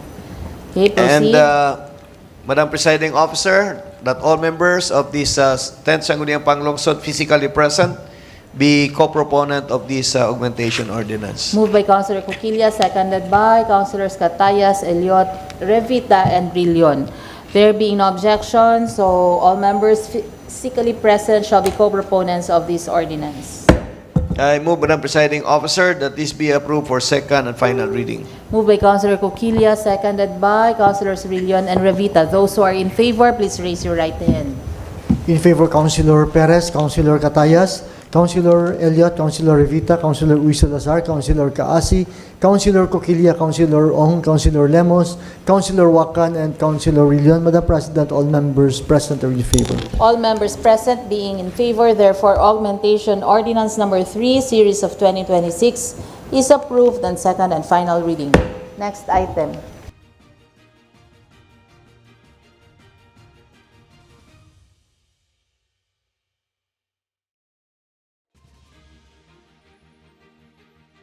Was under the Legislative Department. Councilor Coquilla. In like Madam Presiding Officer, copy of this draft augmentation ordinance number 4 was circulated to the members. I therefore move to dispense the reading of its full text. Moved by Councilor Coquilla, seconded by Councilor Catayas and Elliot. There being no objection, the reading of its full text is dispensed with. I move, Madam Presiding Officer, for approval for second reading. Moved by Councilor Coquilla, seconded by Councilor Catayas and Rillion. Any discussion? Just for information, Madam Presiding Officer, that this augmentation ordinance number 4, passes through the scrutiny from the City Budget Office, the City Accountant, and the City Treasurer insofar as questions on availability and or appropriateness of the matter in terms of financial availability, and there was a certification being issued last August 13, 2026. And again, Madam Presiding Officer, that to augment, this is a request from Honorable Cathy Elliott, that to augment the budget for office supplies expense amounting to 40,000 pesos, and the source of funds shall be taken from the representation expenses. So again, Madam Presiding Officer, that this augmentation ordinance passes through the scrutiny of the financial managers of the city. Thank you. Thank you very much. So proceed, Councilor Coquilla. I move, Madam Presiding Officer, that the stipulation of this draft augmentation ordinance number 4, including the explanatory note, be subjected to form and style. Moved by Councilor Coquilla, seconded by Councilors Revita and Catayas. There being no objection, therefore augmentation ordinance number 4 is subject to form and style. I move, Madam Presiding Officer, that all members of this 10th Sangguniang Panglungsod physically present be co-proponent of this augmentation Moved by ordinance. Councilor Coquilla, seconded by Councilor Kaasi and Revita. There being no objections, therefore all members physically present shall be co-proponents of this augmentation ordinance. I move finally that this be approved for second and final reading. Moved by Councilor Coquilla, seconded by Councilors Revita. Those who are in favor, raise your right hand. In favor, Councilor Perez, Councilor Catayas, Councilor Elliott, Councilor Revita, Councilor Uy Salazar, Councilor Kaasi, Councilor Coquilla, Councilor Ong, Councilor Lemos, Councilor Wakan, and Councilor Rillion. Madam President, all members present are in favor. All members present being in favor, therefore, augmentation ordinance number 4 is approved on second and final reading. Next item. Next item is resolution number 876, a resolution authorizing Honorable Reti Uy, City Mayor, to open an account with Development Bank of the Philippines or DBP under the name Tagum City Davao del Norte People's Survival Fund Grant Account for the implementation of Project Shallow or Safe Haven for a life below water ecosystem-based adaptation through mangrove habitat protection and restoration. Councilor Coquilla is recognized. Thank you, Madam Presiding Officer. As enclosed to the Committee Report number 13, Series 2026, a copy of this draft resolution number 876, Series 2026 was attached. Considering that all members have already received a copy of this, I move, Madam Presiding Officer, to dispense the reading of its full text. Moved by Councilor Coquilla, seconded by Councilor Revita. There being no objection, so therefore, resolution number 876 is the reading of its full text is dispensed. I move, Madam Presiding Officer, for approval for second reading. Moved by Councilor Coquilla, seconded by Councilor Uy Salazar and Revita. Any discussion? Just for, again, Madam Presiding Officer, to inform this august body and to the listening public and our guests from the gallery that this particular draft resolution is intended to authorize the local chief executive to open an account with the Development Bank of the Philippines so that proper turnover and or transfer of fund from the Department of Finance be again to effect the transfer of fund and immediately be transferred to the DBP, and thereat from the DBP these personalities as mentioned in the whereas are authorized and designated as authorized signatories, namely the Honorable Reti Uy, the City Mayor, Sir Edgar C. D. Guzman, the City Administrator, Ma'am Evelyn B. Chua, Executive Assistant 4, Marjesa Flor V. Dublin, Executive Assistant 4, Annie G. Beltran, the City Treasurer, and Ma'am Florencia M. D. Castro, the Assistant City Treasurer. The 6 personalities are the authorized signatories to open account and for the disbursement fund, and the disbursement should be in again, in compliance with and or in conformity to the memorandum agreement by and between the People's Survival Fund Board and the city government of Tagum. And finally, the 7,513 pesos be handed over to the city government of Tagum for the implementation of our environmental projects for the 5 barangays, namely Barangay Busaon, Barangay Liboganon, Barangay San Isidro, Barangay Madaom, and Barangay Liboganon, Busaon, San Isidro, Madaom, and Bingkungan. So again, Madam Presiding Officer, this is a documentary requirements for to effect the opening of trust fund. Thank you, Madam Presiding Officer. Okay, thank you for that information. Any queries from the members? There being none, proceed. Councilor Coquilla to the On the amendments. amendment, Madam Presiding Officer, in order that the body of the resolution be fully reviewed and to preserve the content and or all the stipulations here, I move, Madam Presiding Officer, that this be subjected to form and style. I so move. Moved by Councilor Coquilla, seconded by Councilor Revita. There being no objection, therefore, resolution number 876 be subject to form and style. I move, Madam Presiding Officer, that all members of this 10th Sangguniang Panglungsod physically present be co-proponent of this resolution. Moved by Councilor Coquilla, seconded by Councilors Uy Salazar, Catayas, and Revita. There being no objection, all members physically present shall be co-proponents of this resolution. I move finally, Madam Presiding Officer, that this be approved for second and final reading. Moved by Councilor Coquilla, seconded by Councilors Catayas, Uy Salazar, and Eliot. Those who are in favor, please raise your right hand.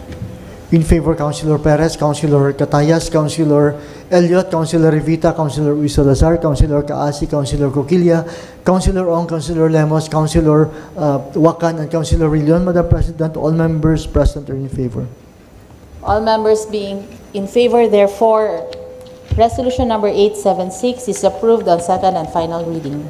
Next item. Next item is resolution number 877, a resolution authorizing the city mayor, Honorable Ray T. Uy, and or the city legal officer, Attorney Neil John A. Villarico, to file, sign, execute, and prosecute the appropriate petition for exemption from the prohibition against the release, disbursement, or expenditure of public funds, and from the prohibition against construction of public works, delivery of materials for public works, and issuance of treasury warrants and similar devices as provided under applicable election laws and COMELEC rules and regulations. Councilor Coquilla is recognized.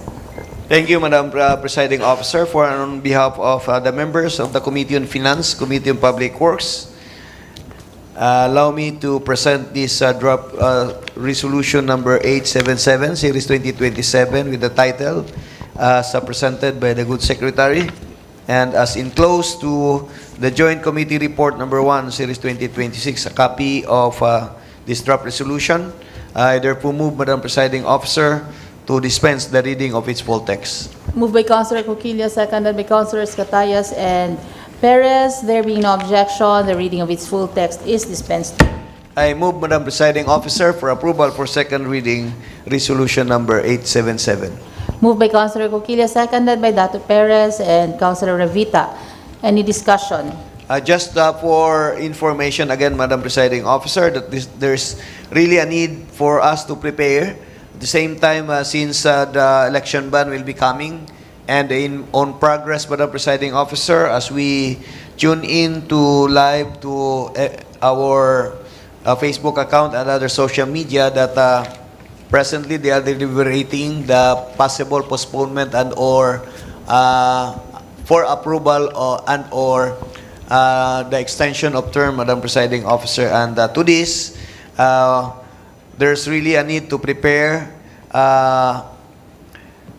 our positioning in terms of the continuity of the execution of the projects of the city government of Tagum. Hence, we need to authorize the city mayor and the city legal officer to file petition, appropriate petition for exemption for the prohibition against the release of and disbursement of funds to the office of the COMELEC. In the event that there would be postponement, extension, and whatever, this will be archived, Madam Presiding Officer, since this would not be anymore be applicable.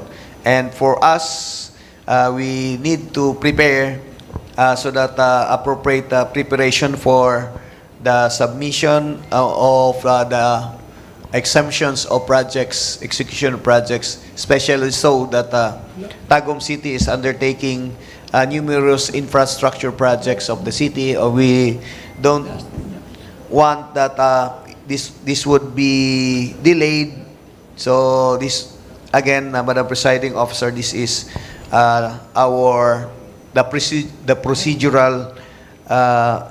procedure where we have to take into. So again, Madam Presiding Officer, I am asking support from the members of this 10th Sangguniang Panglungsod for their support and again, approval for this resolution. Thank you.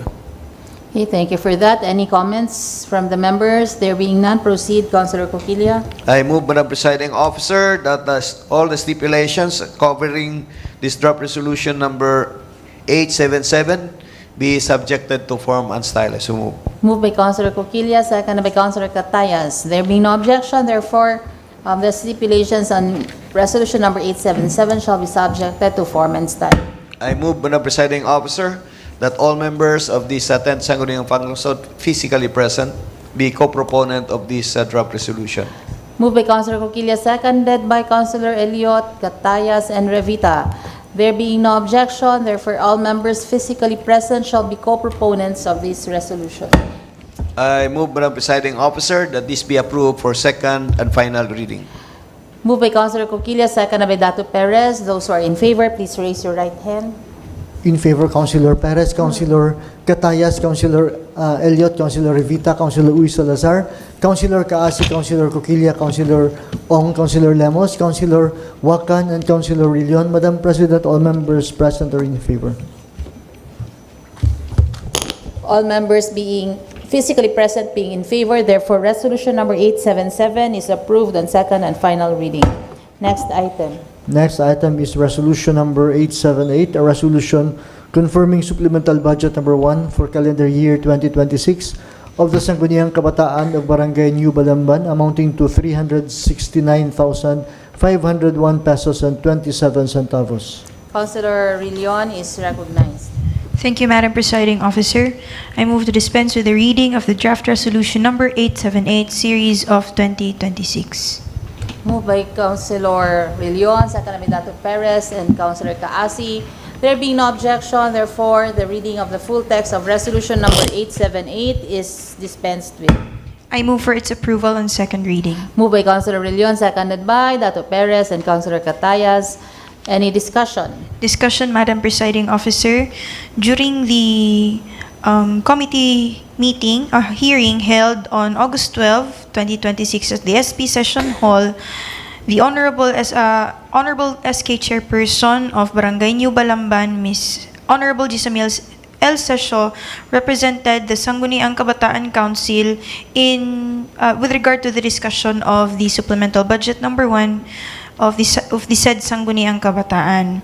And as it was observed during the committee, in the course of the final budget review, the Budget Officer 3 in the person of Ms. Rowena J. Breeze confirmed that the Sangguniang Kabataan of Barangay New Balamban has submitted the revised and compliant SK supplemental budget that conforms with the provision of Republic Act 1176-8 and the other accounting, auditing rules, and regulations in the disbursement of SK fund. That would be all, Madam Presiding Officer. Okay, thank you for that information. Proceed to the amendments. Amendment, Madam Presiding Officer.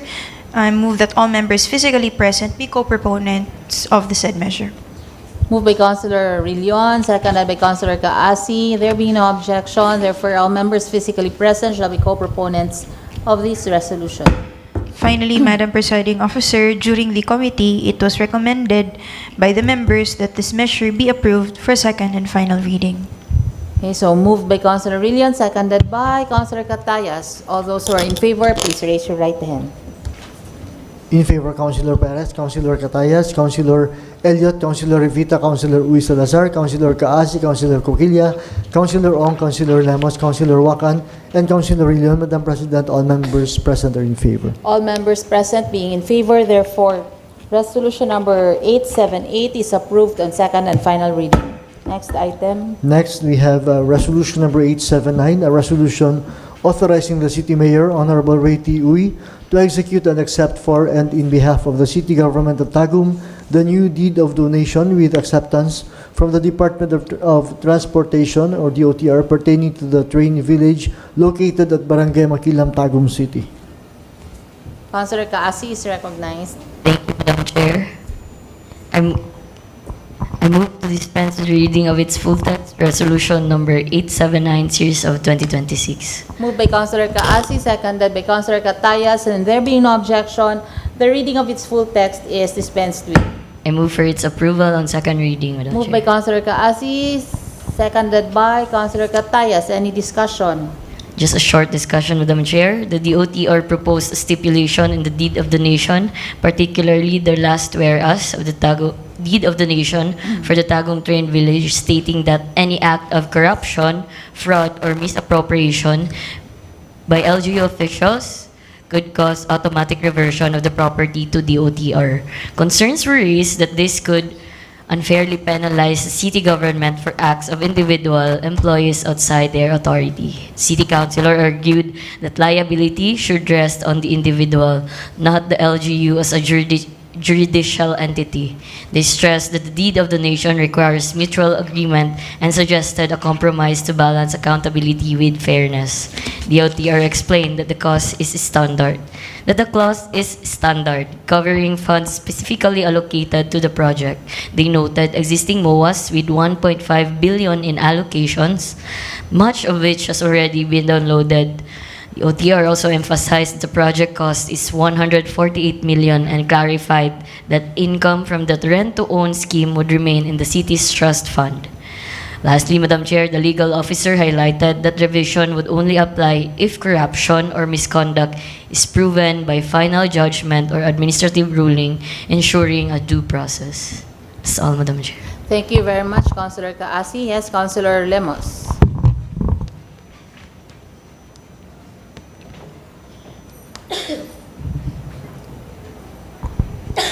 Thank you, Madam Chair.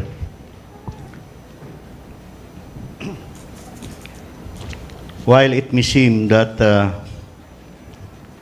the draft agreement provides the wording of its provision there provides sufficient ground for the automatic reversion containing in the draft, I think in the draft agreement. Na ba?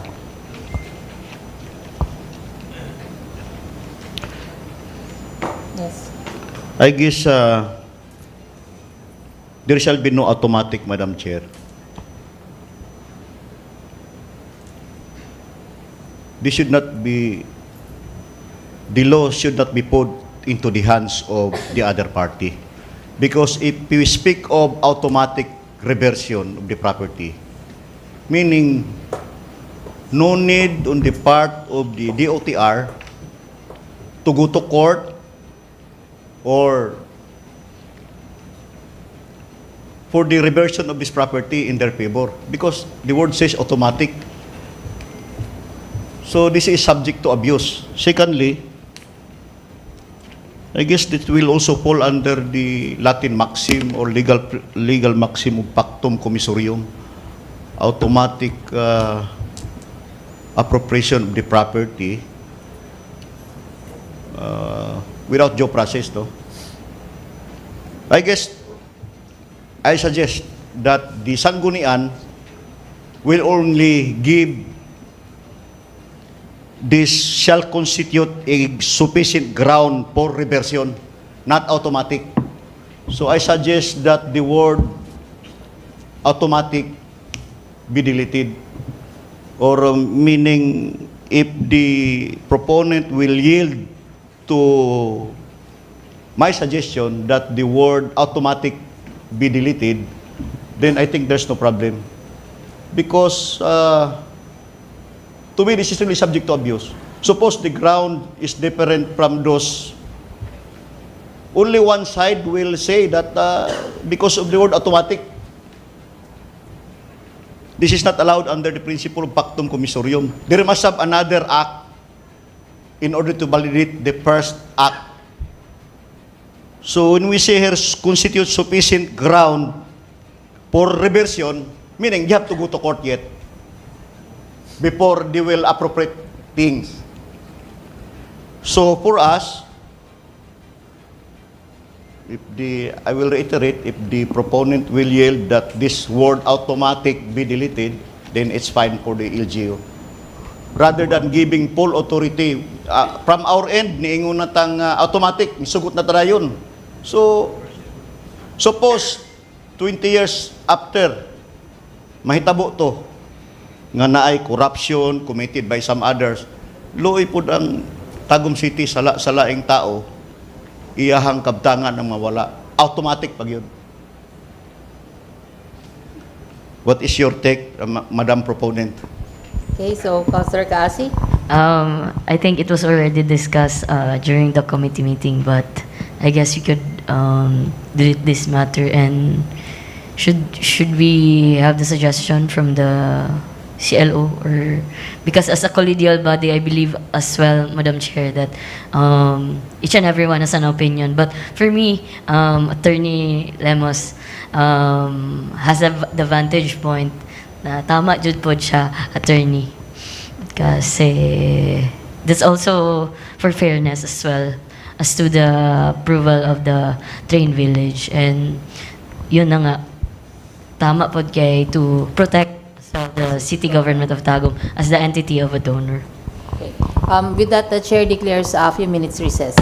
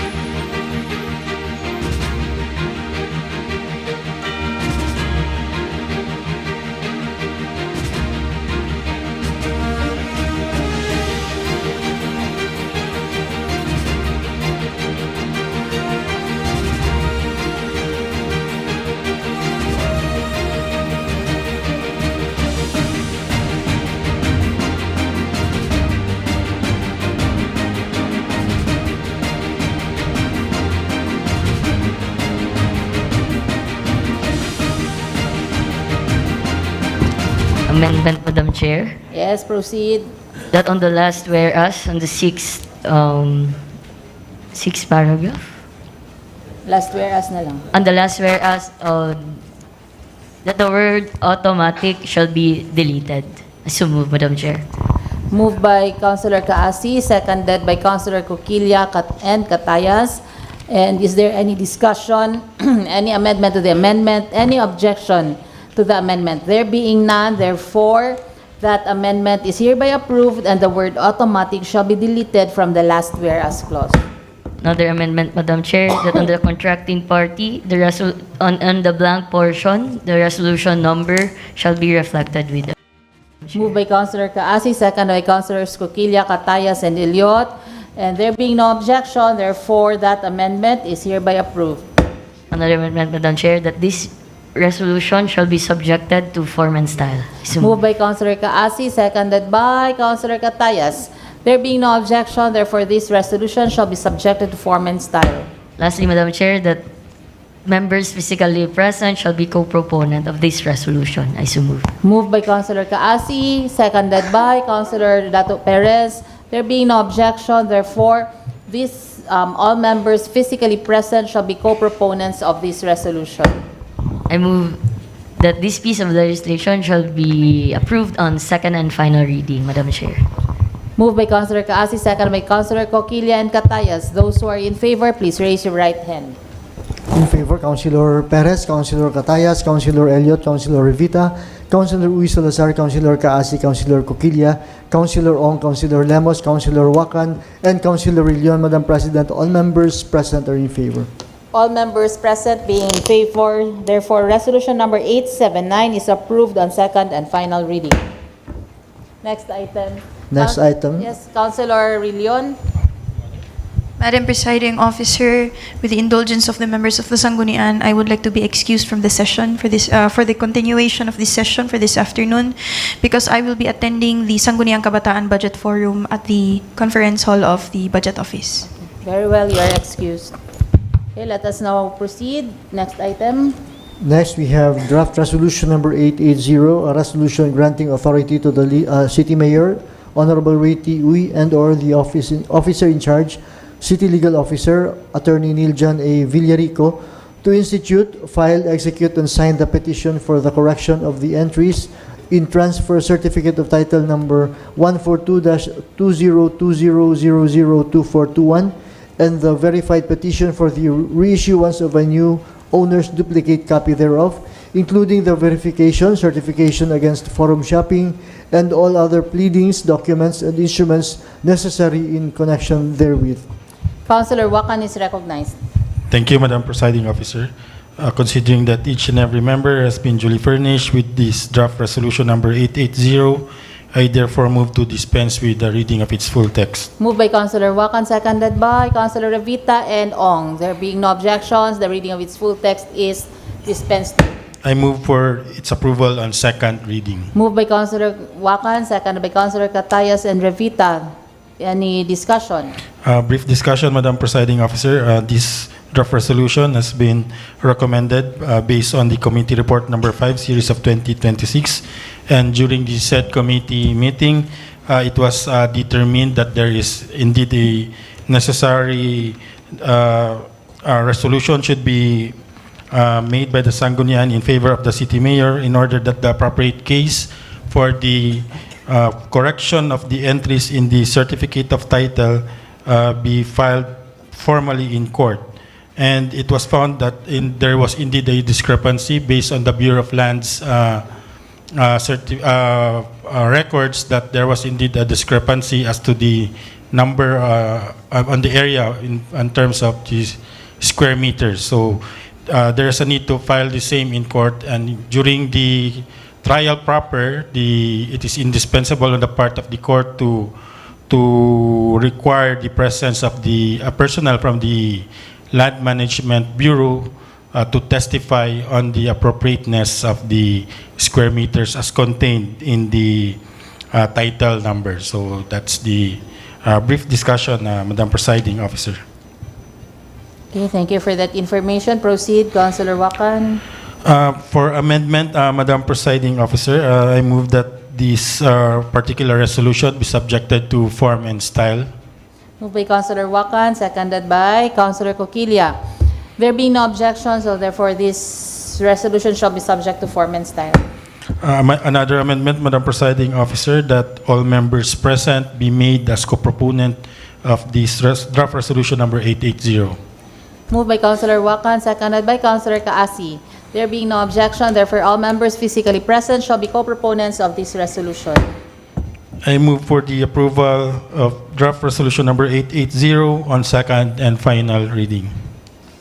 Moved by Councilor Wakan, seconded by Dato Perez. Those who are in favor, please raise your right hand. In favor, Councilor Perez, Councilor Catayas, Councilor Elliott, Councilor Revita, Councilor Uiso Lazar, Councilor Kaasi, Councilor Coquilla, Councilor Ong, Councilor Lemos, Councilor Wakan. Madam President, all members physically present are in favor. All members physically present being in favor, therefore resolution number 880 is approved and second and final reading. Next item. Next item is a resolution number 881, a resolution authorizing Honorable Reti Uy, City Mayor, to enter into and sign for and in behalf of the City Government of Tagum a contract for goods with the Paragon AA Corporation with the implementation of the Local Government Support Fund or LGSF Food Assistance Program in Tagum City, funded by Local Government Support Fund, financial assistance to local government units for fiscal year 2026. Councilor Wakan. Yes, thank you, Madam Presiding Officer. Madam Presiding Officer, considering that each and every member has been duly furnished with copies of this draft resolution number 881, this was certified urgent by our local chief executive, so I therefore move to dispense with the reading of its full text. Moved by Councilor Wakan, second by Councilors Ong and Catayas, and there being no objection, therefore the reading of its full text is dispensed with. I move for the approval on second reading. Moved by Councilor Wakan, seconded by Councilor Catayas and Ong. Any discussion? Yes, Madam Presiding Officer, this particular resolution covers a contract, for the procurement of goods under and funded by the LGSF or the Local Government Support Fund. And as required, LGSF projects procured through the new Government Procurement Act or under RA 12009 requires a specific contract which must be subjected to a resolution by the Sangguniang authorizing the local chief executive to sign and represent the LGU. And for this specific resolution, again, this covers a contract for the procurement of goods with an ABC or the approved bid for the contract of 45,999,360. This covers 69,696 sacks of rice containing 10 kilograms each with a unit price of 660 pesos per sack. The sack contains the printed Bagong Lipunan, Bagong Pilipinas markings on the sack itself, Madam Presiding Officer. And the total number of sacks as stated is 69,696. The first batch of distribution composed of a total of 34,848 sacks, or that is 50% of the total beneficiaries. And the objective of this procurement, Madam Presiding Officer, are as follows. First, to provide immediate rice assistance while supporting the LGU's effort to reduce hunger, improve food security, and strengthen community resilience, especially among indigent families, senior citizens, persons with disabilities, solo parents, fisher folks, and farmers. Second, to alleviate the financial burden caused by the increasing cost of basic commodities. Third, to support the implementation of the local government's mandate on social welfare and development services by delivering responsive and people-centered assistance programs. Fourth, to strengthen collaboration among local government offices, barangay officials, community organizations, and other stakeholders. And fifth, to contribute to the attainment of the local government units' poverty reduction, food security, and social development goals. As to the identification of the beneficiaries, Madam Presiding Officer, the identification is based on the joint DBM and DILG joint circular 01 series of 2026 that the beneficiaries shall strictly cover those poor, near poor, vulnerable, minimum wage earners, and other deserving families. And the beneficiaries were determined also based on the latest CBMS, or the Community-Based Monitoring System, as conducted by the PSA, or the Philippine Statistics Authority.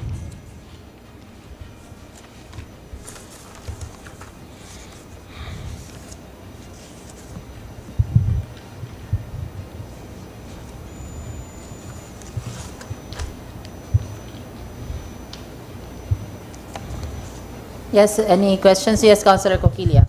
Thank you, Madam Presiding Officer. May we know if the fund was already downloaded to the city? Because there's an assumption that it was downloaded, but may I ask confirmation, Madam Presiding Officer, if it was downloaded? Councilor Wakan?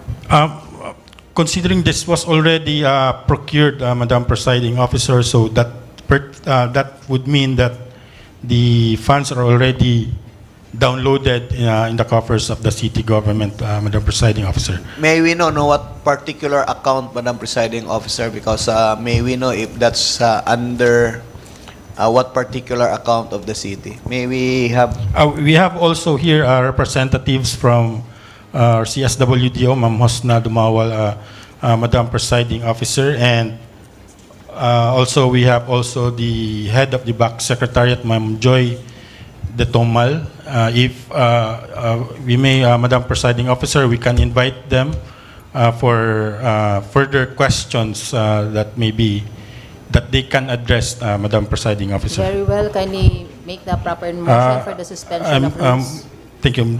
Madam Presiding Officer, I move for the suspension of the rules. Moved by Councilor Wakan, seconded by Councilor Catayas, Salazar, and Perez. We need 2/3 votes. Those are in favor. Please raise your right hand. In favor, Councilor Perez, Councilor Catayas, Councilor Elliot, Councilor Revita, Councilor Salazar, Councilor Kaasi, Councilor Coquilla, Councilor Ong, Councilor Lemos, and Councilor Wakan. Madam President, all 10 present members are in favor. All 10 members are in favor. Therefore, rules are now suspended. We are requesting the Sergeant at Arms to please escort our guests, Ma'am Hosna, and the CSWDO head, and Miss Joy from back. Yes, and also from the City Mayor's Godfocal, Ma'am Marjessa Flor Dublin, Madam Presiding And Officer. also Miss Marjessa Dublin.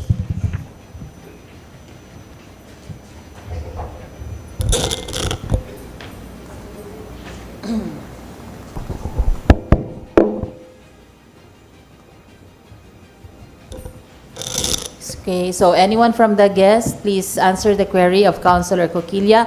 Please state your name, your position for records purposes before answering. Good afternoon, everyone, and especially to our Madam Chair. I am Joy De Tomal from the Bids and Awards Committee Secretariat, the back secretariat head po, Madam Chair. And to answer the question of our City Councilor Coquilla, the fund was under Trust Fund, Madam Chair, under Local Government Support Fund, Assistance to Indigent Individuals or Families. This is based on the Trust Fund Control Slip issued by the City Accounting Office, signed by our City Accountant, Ramil Y. Chu, CPA. The reference number is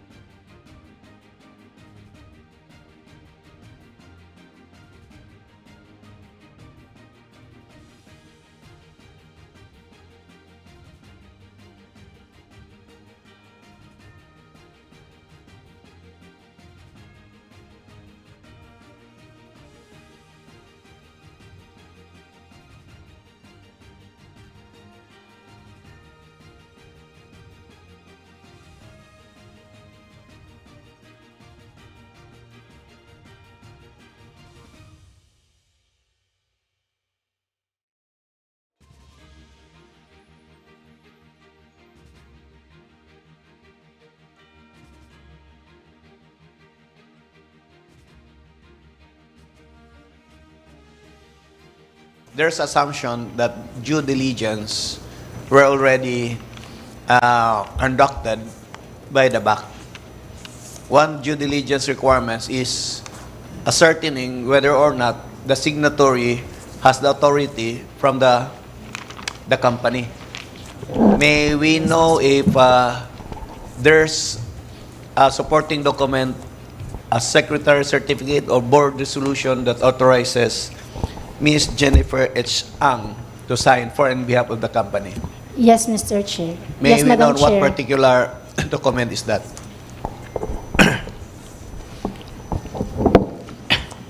Because that would be, again, Madam Presiding Officer, form part.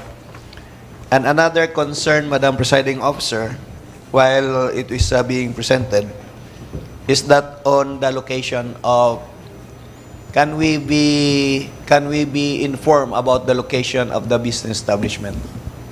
Aside from the, who was the one who conducted a post-qua? For that matter, sir, wala pa mi naka-ocular inspection po sa site.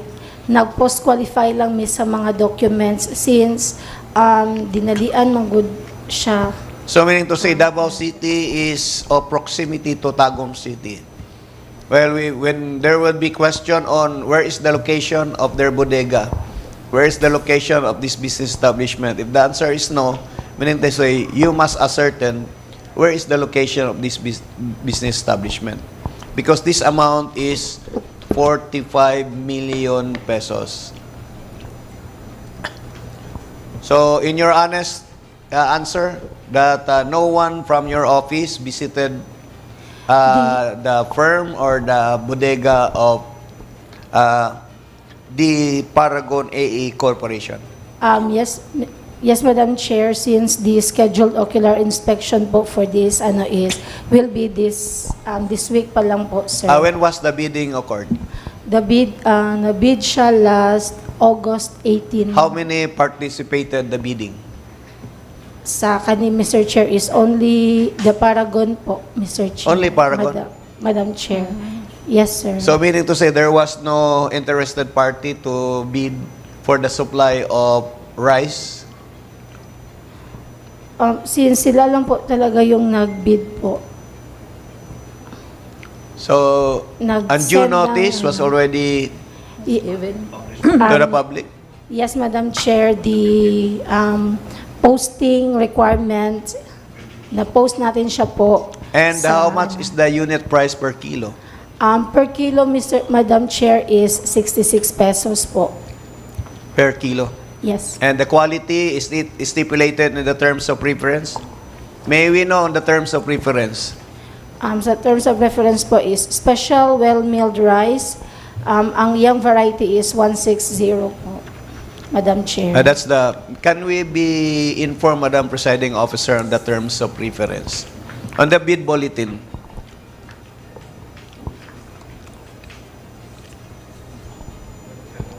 wala po ko nadala ang bidding documents, Madam Chair. Sorry. okay. For that, Madam Chair, while they will be preparing for all those things, may we know when will be the timetable for the distribution? Are you privy to the timetable? Madam Chair, the appropriate person po knowledgeable for the timetable for the distribution is Ma'am Marjessa from the City Mayor's Office po. Okay, later. Because COA will be asking the guidelines on how to distribute the goods.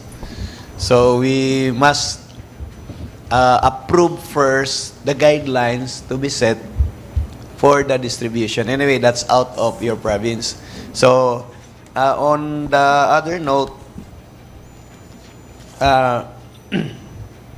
we need to state here in the contracting party, the authority from the board, the contracting party.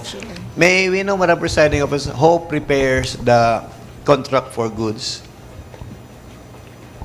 Who prepared What the office? contract? The contract, Madam Chair, was prepared by the back secretariat and then sent to the mayor's office para for their And, sila kasi yung process sir para ipa-check sa city legal office. And then ang nag-final po is the Are you aware, ma'am, of the notices or the findings of the legal office? Are you aware of the findings of the legal office? Wala po na So your office is the one that prepares. So you must aware that the legal office have some findings, observations. Correct? Wala mi natagaan sa copy sa legal opinion po. Kay ang nag-draft mi og contract, Madam Chair, and then we sent it to the city mayor's office. So something wrong with the process of the city. Of course, you adhere to the ISO. Even if we are not an ISO, so your office must adhere also, practicing ISO. Though we are not officially an ISO office, your office is not an ISO office. So, with that, since this concerns a contract, and your office was the one who prepares the contract, so it must be referred first to the legal office for them to do their legal review. After the legal review, they will return it back to your office. Yes, And Mr. finalize what was being observed by the legal. And then, you are not aware of the legal review. Yes, Madam Chair, since Being the head of office, ma'am, please take note that it is a common responsibility. I think the legal opinion, Madam Chair, is sent sa mayor's office siguro. Since ang mayor's office mo good on nag-forward sa contract for Okay, I review will reserve by that the question, legal Madam Chair, office. to the right person to ask. Okay, so finally, in the course of the bidding, there was no interested bidder to bid. May we know, are you aware of how much is the price for 1 kilo in Tagum City today? During sa pag-market scope ni Back Secretariat po, sa pag-post na mo sa kaninga procurement activity is 54 pesos po per sack, Madam Chair. Per kilo? Per kilo, I mean, ang And since this is a 160. huge volume of rice, convert it to, this is 300 and equivalent for number of sacks, you can convert it. And then, if you convert it, there is a regulation from the Department of Agriculture. May we know if it passes through the regulations under the Department of Agriculture? That must be stipulated in your bid bulletin and in your terms of reference. So, please know whether they have that Department of Agriculture certification, because under the law,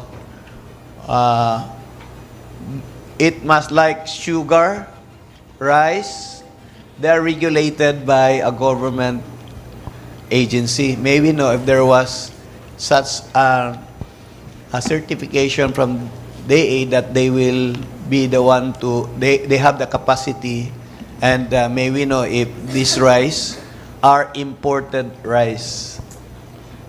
Noted po, Madam Chair, we will ask for the certification from the Department of Agriculture. Okay, so I'll reserve other questions, Madam Chair, to the appropriate person. The Very time well. that. So other members would like to ask questions from our back secretariat head. Yes, Councilor Ong. Thank you, Madam Presiding Officer. Ma'am Joy, mangutana lang ko, how many days na to na-post ang bidding notice?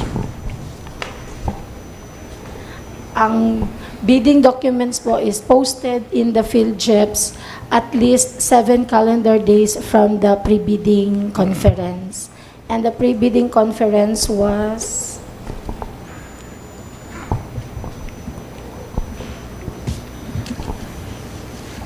The pre-bidding conference was done last August 4, 2026, and the posting of invitation to bid at the field JEPs and posting into 3 conspicuous places within Tagum City last July 27, 2026. Madam Chair. July 27 na post. Yes po. So after that, isa lang ang nag-bid sa atua, and then wala pa ta nakakandak og ocular inspection. Ano pa po kasi kami sa availability po sa TWG. Oh, pero sa karon man good, July, 1 month. it's nadyudako magud ang amount. So napalit na nato na ang kadaghan na bugas. Wala pa nato siya na-award.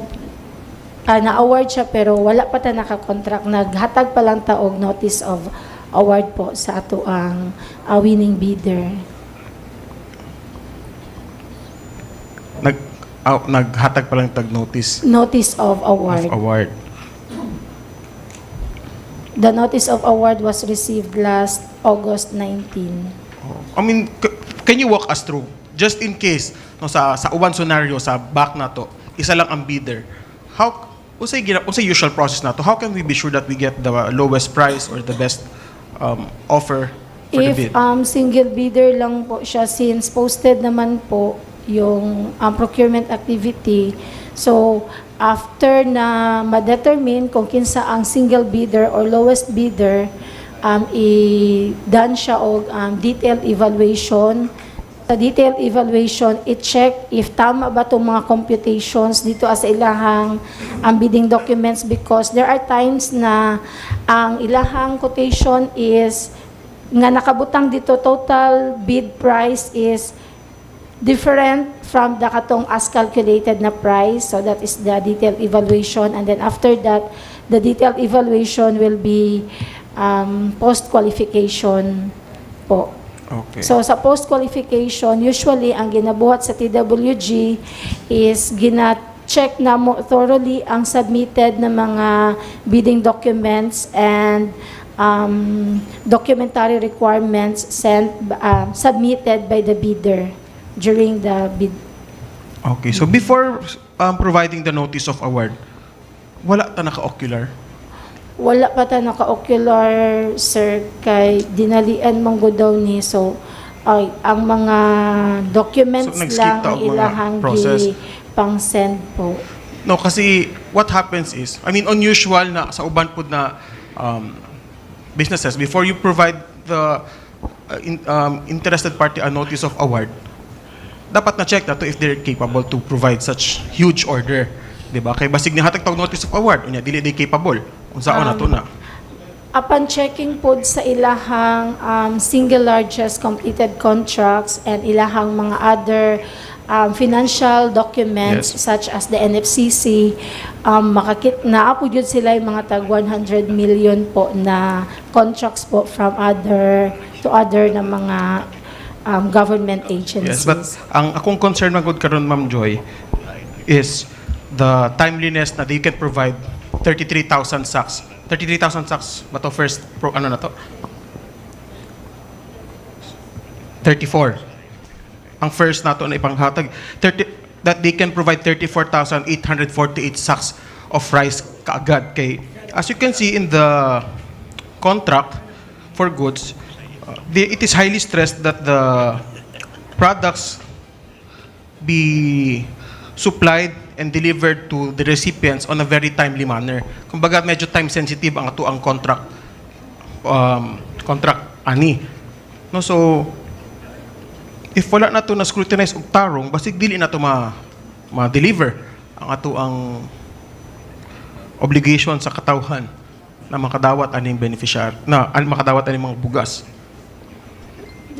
During mampod good sa pre-bidding conference po, napod sila commitment na kanang maka-deliver sila po. So during the pre-conference, only one party was available nung conference? Yes, sir, only the Paragon. So we did not open the bidding to, I mean, we did not look for other suppliers also or other interested parties, or did we take extra measures to make sure that other businesses are informed? Actually, we tried to contact Dorian Durian Marketing Durian Corporation. po, pero nag-waive sila since wala sila capacity. Dili daw nila makaya and katupong namugod siya required na tong laminated sack with print sa katong bagong lipunan. So nag-waive sila po.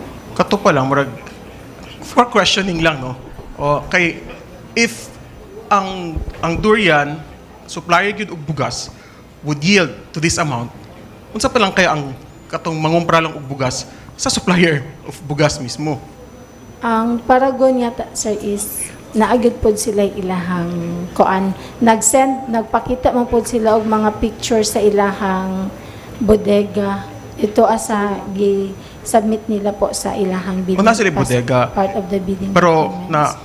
na tanaw nato og naog available nga bugas. I mean, for clarification ha, kabalo ko sa history aning duha because related ko sa duha sa supplier. I will abstain from voting but we want to clarify lang yun kanino kay syempre this is not a small amount of money and this is a promise we need to deliver sa atong tao nakabutang sa contract. We have to deliver this on a timely manner yun.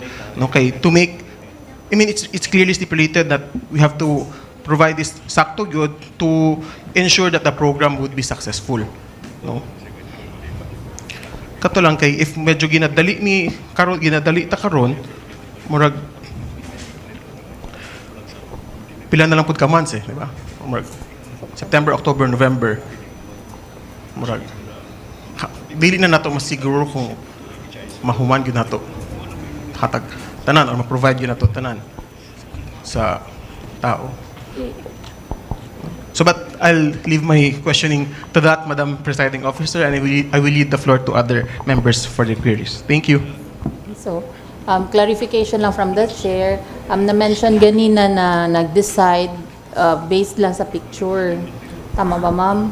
Pictures one of and the then basis, also, so. Madam Chair, napod sila gipang submit ng mga technical documents such as the single largest completed contract supported with purchase order na medyo dako gyud po ang ilahang kanang contract with other government agencies po. Okay, so na-rise din po. So katong ilahang ipahatag na murag contract with other agencies na ba may means of verification if that is authentic? Or nag-base lang gyud mo sa ilang gi-submit? Nag-base lang mi sa gi-submit po since man po. Kanina lang. Naaba ba'y lahi nga transaction ng city government with them before? Nga murag na sila track record na they can keep their obligations to us? Naanabat sila track record? Diri sa city? As sa akong pagka-back secretariat, Madam Chair, wala pa. But some of my staff sa office, nakaano sila nga, nag-supply gud pa daw ang Paragon before. Yes po. Okay. So, kato lang sa price, gani, Ma'am Joy, the amount na ang prevailing market price is at 54 pesos. And then they are selling it at the contract price at 66. So, na-difference na 12 pesos. So, okay ra ba na siya nga difference? Kaya, di ba, knowing na pamanggod na yung mga dagdag jud basta government. Pero, sakto ra ba na siya kanang 12 pesos nga diferensya? Magud sa back secretariat po is pwede from the market scope na is pwede ta maka-add og 25% and at most 30% po from the current market price para sa ato ang PR price. And kung ato siya 25%, mag-atag 25%, that would be 67.90, I guess, Madam Chair. So sakto pa siya, pasok pa. Gi-consider po sa back ang kanang cost of handling, kanang tax na ato ang i-withheld sa atong supplier. Sige, Ma'am Joy. Salamat. So, Member, yes, Dato Perez is recognized. Ay hapon, bigyan mo po na, Chair. Kani nga fans, ma'am, download it sa city, no? Download na. Ang funds, ano Yes po. Inig deliver, dili sa bayaran kung dili ma-complete ang deliver.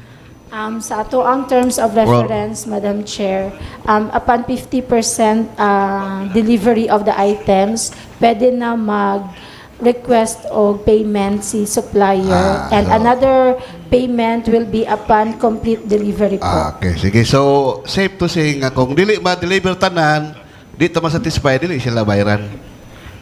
Murag inana. Yes, Madam Chair. The payment will be based on the actual delivery po. Thank you, Madam Chair. Okay. So, Attorney Lemos? Approve without thinking. So, yes, Councilor Wakan. Thank you, Madam Presiding Officer. Ma'am Joy, under the contract, back resolution number 151 series of 2026, it was the term used was lowest calculated and responsive bid, and you mentioned a while ago that there is only sole bidder. So this, if this would be, should this be corrected na dapat single calculated and responsive? That should be corrected po, Madam Chair. It should be single calculated responsive bidder. Okay, thank you, Ma'am Joy. Thank you, Madam Presiding Officer. Okay. So, some more questions? Yes, Councilor Ong. Madam Presiding Officer, just last query. Ma-assure man mo, Ma'am Joy, na available na atong funds? Downloaded na? Based po sa accounting na control slip, Madam Chair, is downloaded siya. So naana sa ato Naana ang siya kwarta. Diri man gud sa draft resolution 1, 2, 3, 4, 5, 6, 7, 8. Sa 8, whereas provided that while the program initially targets 6 distribution rounds and actual number of distribution rounds may vary depending on the prevailing cost of procured rice and the availability of funds. So, would you be supportive if i-omit na nato ng availability of funds? Kaya para wala gyud tay room for wala yung funds ang available. If naa naman sa ato ang kwarta, diba? Then we can purchase na gyud da anytime.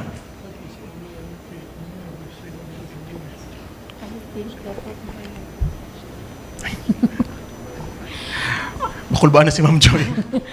Sa kamo ba nag-prepare sa resolution, Ma'am Joy? Sa resolution is Sila ang nag-prepare. Mayor's office. Mayor's office. Okay, sige. Dili na ta ka ipa-stress, Ma'am Joy. Salamat. Thank you, Madam Presiding Officer. Okay.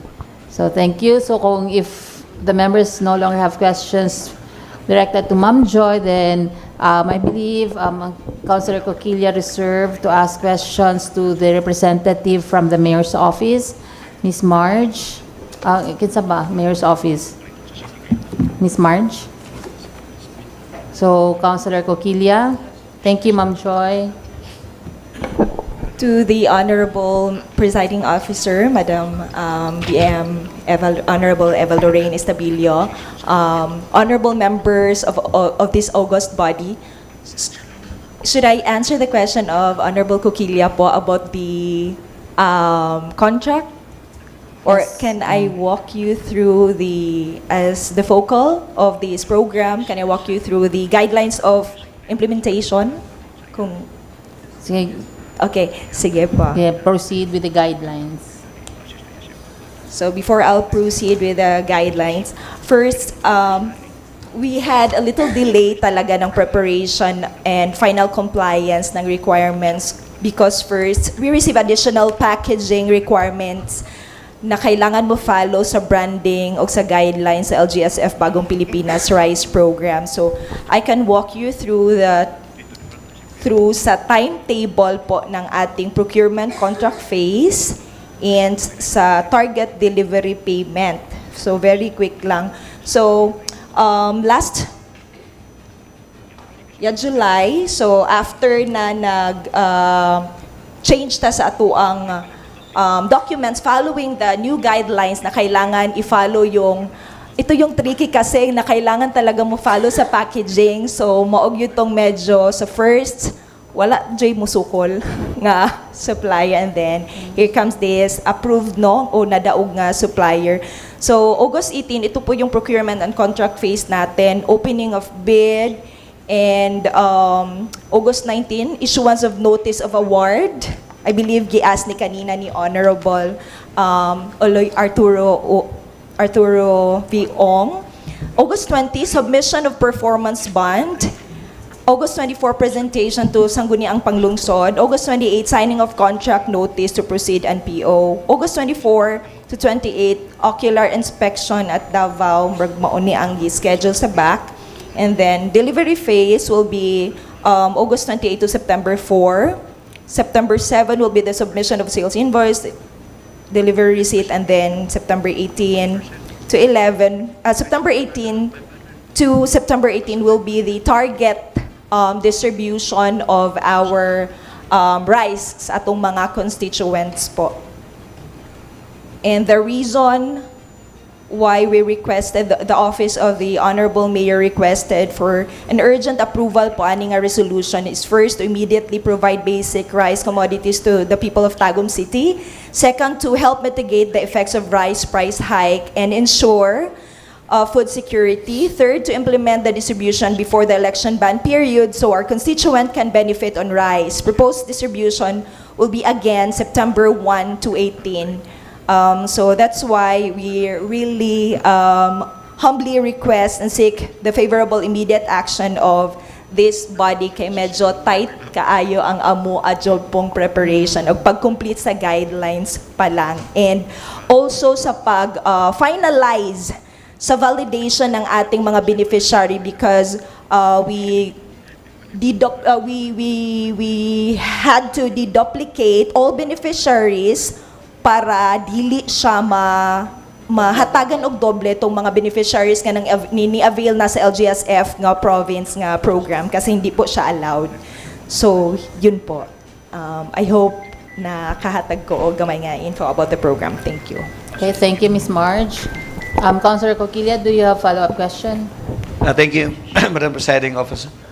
It was mentioned earlier, Madam Presiding Officer, that you personally went to the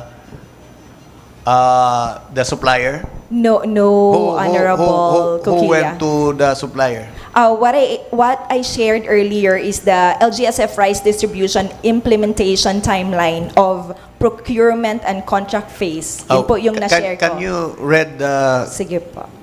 So the specific a line that states that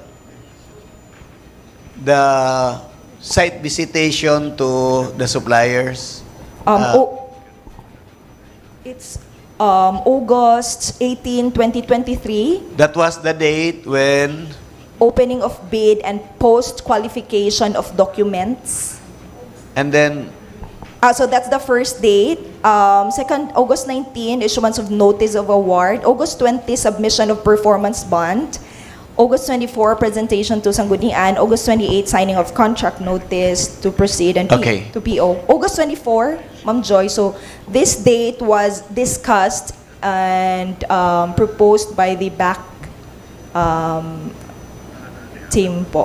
What was being discussed? I can't recall. During the meeting with the mayor na Monday.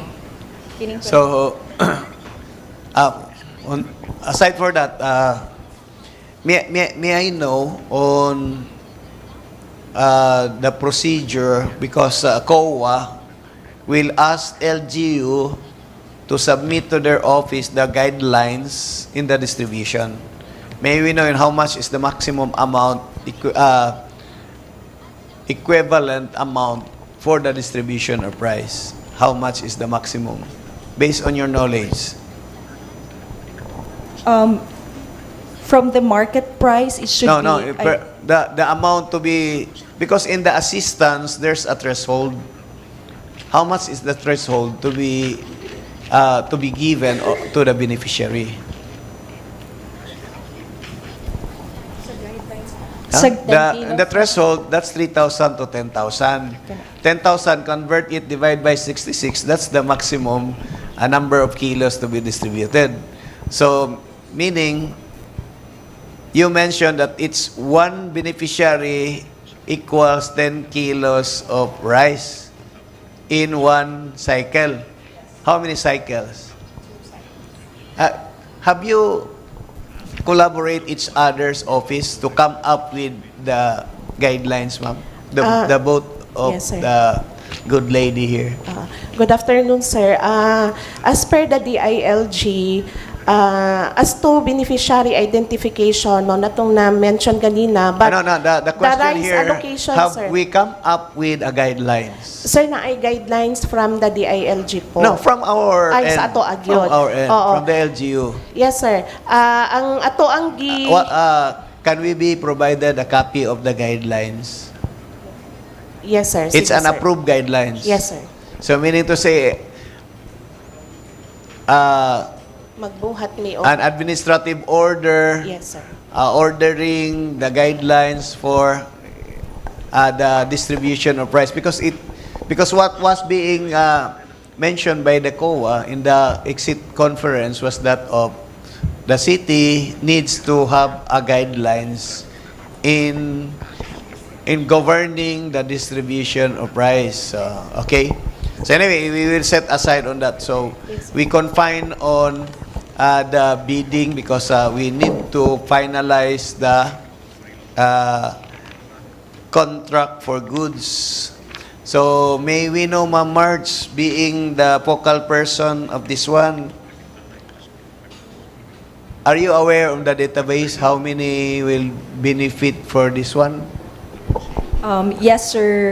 Can we be given information, full information about the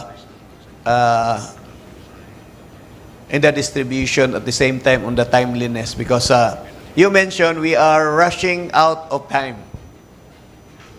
On what particular, give me reason why we rush out time when in fact the Senate and Congress now is deliberating on the postponement and extension on or extending the term of office of every local government official.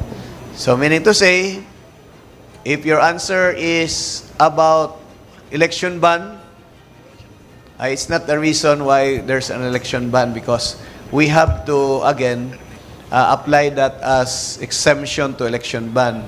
So may we know what are the reasons set by your office that makes this legislation urgent? Thank you, Honorable Kukilia. So first, the very main reason is the urgency of service. No? So we want to, from the Office of the City Mayor, we want to immediately provide basic rice commodities to the people of Tagum. And then second, to help mitigate the effects of rice price hikes. So we want na mas daghan ang mahatagan. So dili na to gusto nga maabtan pa ta sa mga price hike na possible po na moabot. And if the election will not pursue, pwede ra gyud kaayo pud siya ma-review po. So Madam Chair, finally on back, Ma'am Joy, may we know if the winning bidder have already posted their performance bond? Yes, Madam Chair. How much is the performance bond being pegged? Because that's 45 million. How much is the performance bond and the surety bond? How much? I'm sorry, Madam Chair, since only magod ko starting last week. Anyway, So, you wala are ko familiar with the government Yes, procurement law. You can compute it immediately. How much based on this amount? So meaning to say, are you sure that there was already they posted already the performance bond? Yes po, Mr. Chair. Are Madam you- Chair, since ano man po ako ang staff sir nag-update sa ako pero wala lang ko kabalo kung unsa ang performance band nagikuan kung cash ba or kadtong performance security po. Okay, so some more questions from the other members? Yes, Councilor Ong. Madam Chair, thank you, Madam Chair. Kung tanong lang ako, how many ang atong targeted na beneficiaries, ani?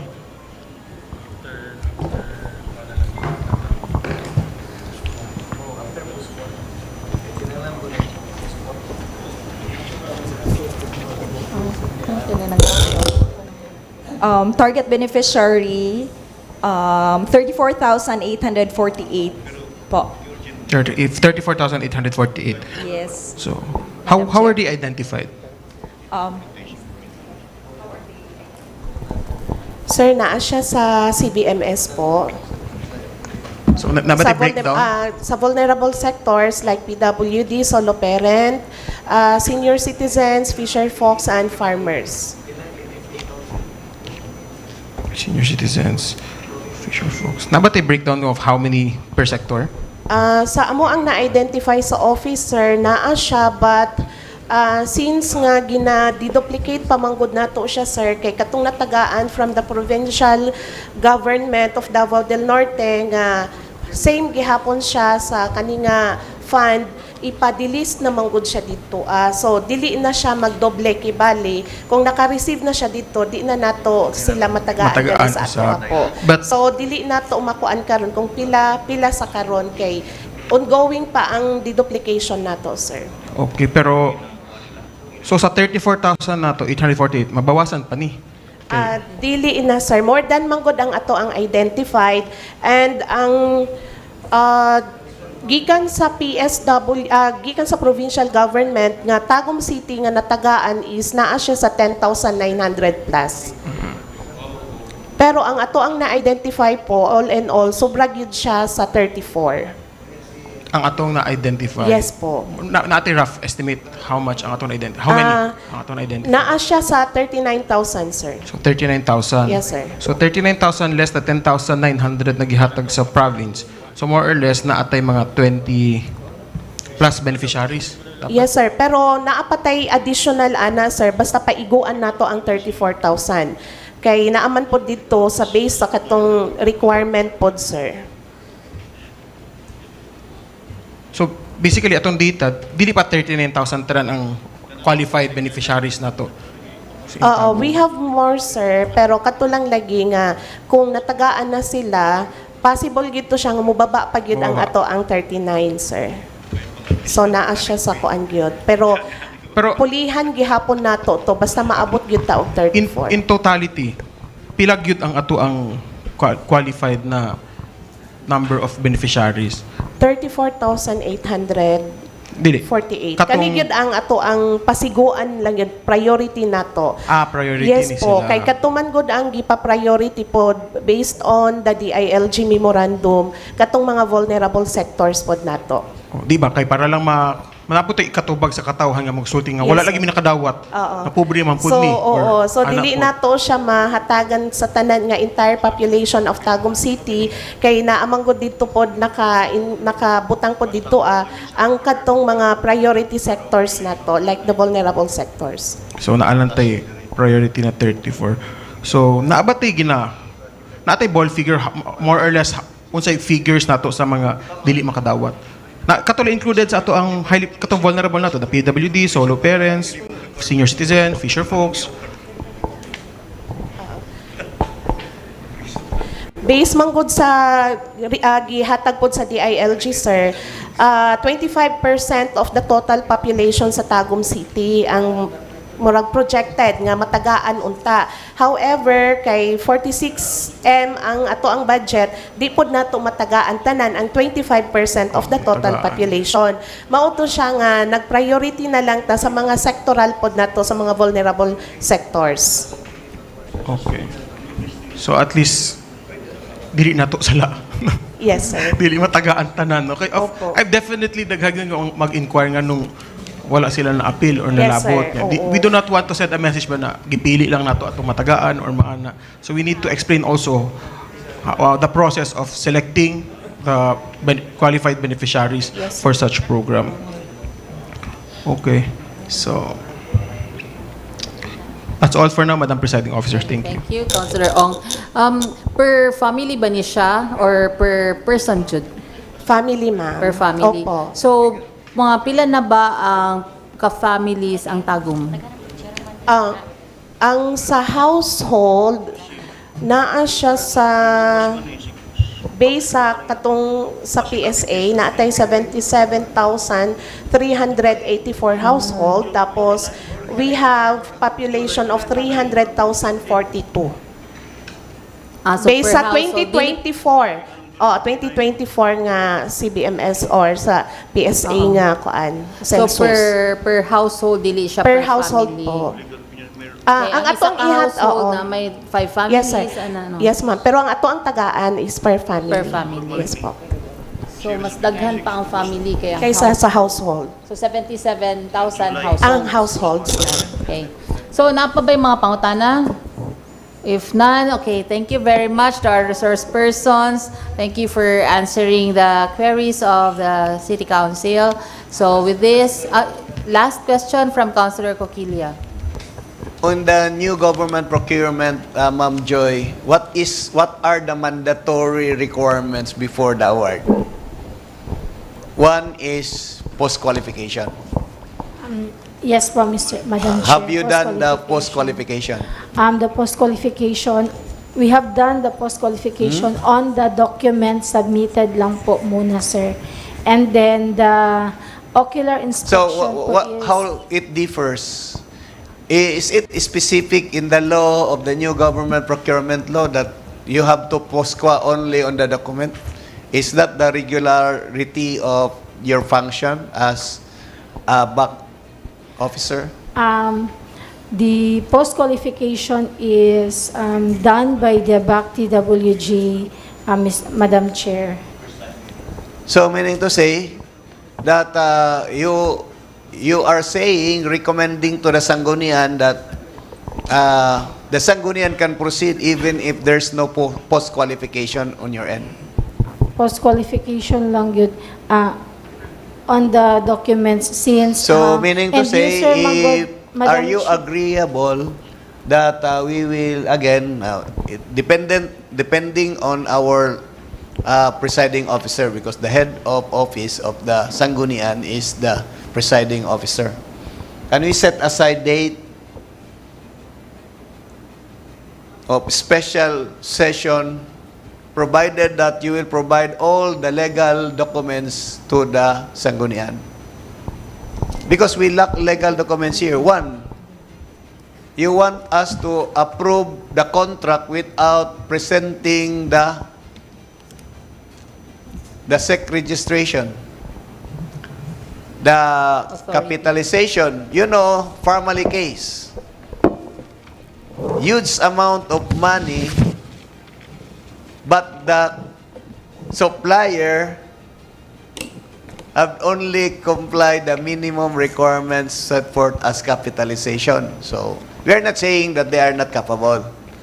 We are saying that there's a case filed in court of the supply. So, hope that you will be guided by the law so that there would be no question in the future. So, meaning to say, there's a remiss on the part of your office to conduct post-qualification.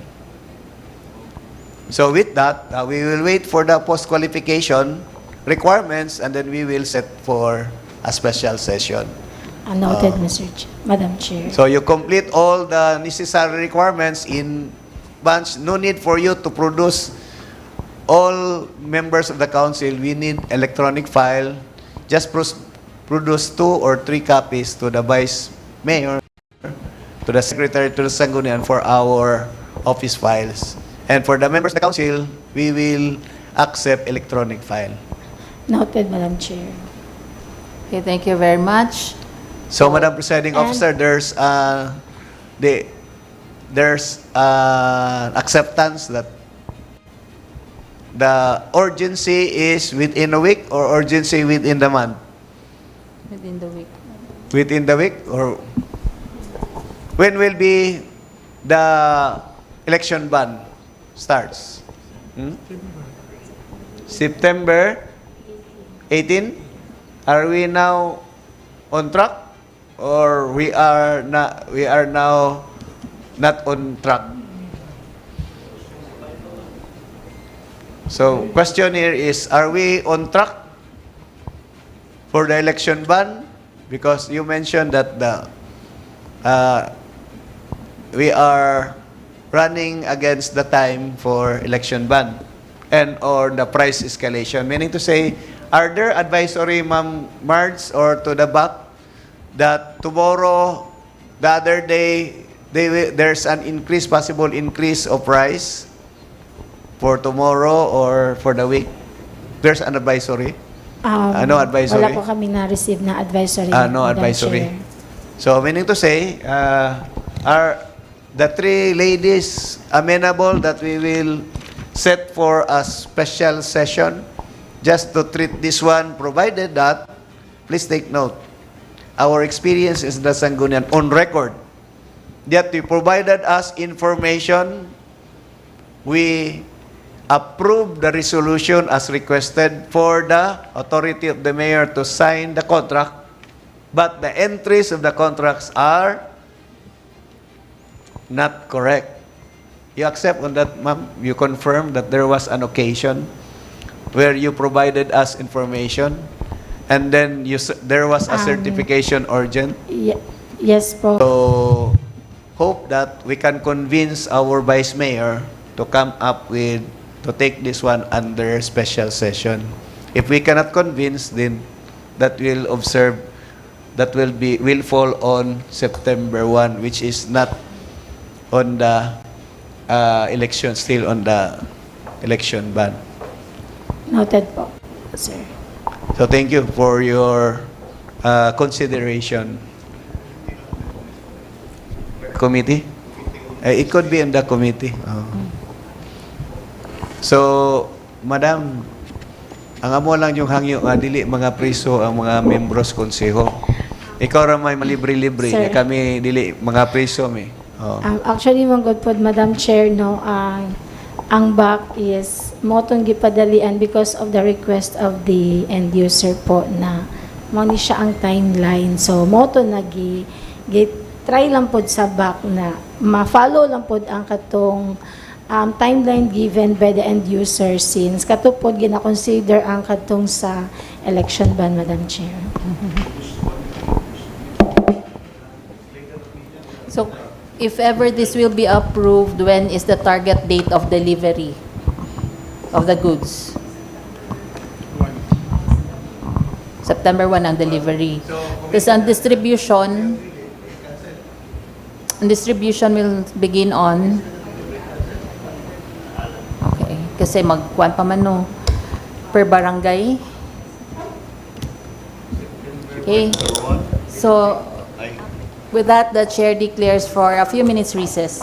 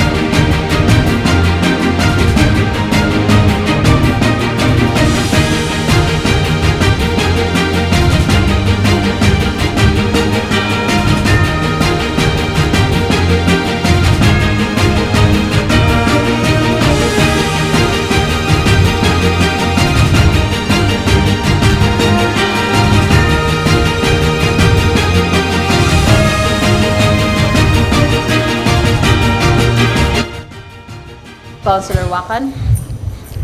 Madam Presiding Officer, I move for the restoration of the rules. Moved by Councilor Wakan. There being no objection, rules are now restored. Madam Presiding Officer, considering that the discussion on draft resolution number 881, there are documents required by the council, so we suggest that it be referred for committee hearing on Wednesday, August 26, for the submission of the required documents and thereafter on, if ever the documents has been completely complied, we will be conducting the special session to tackle the said measure on Friday, August 28. Okay, so this will be referred to the committee for a committee. For the committee meeting. Okay, so kindly make the necessary motion for that. Okay, Madam Presiding Officer, I move that draft resolution number 881 be referred to the Committee on Laws. Moved by Councilor Wakan, seconded by Councilors Revita, Catayas, and Eliot. There being no objection, that this will be referred back to the Committee on Laws for a committee meeting on Wednesday. Next item.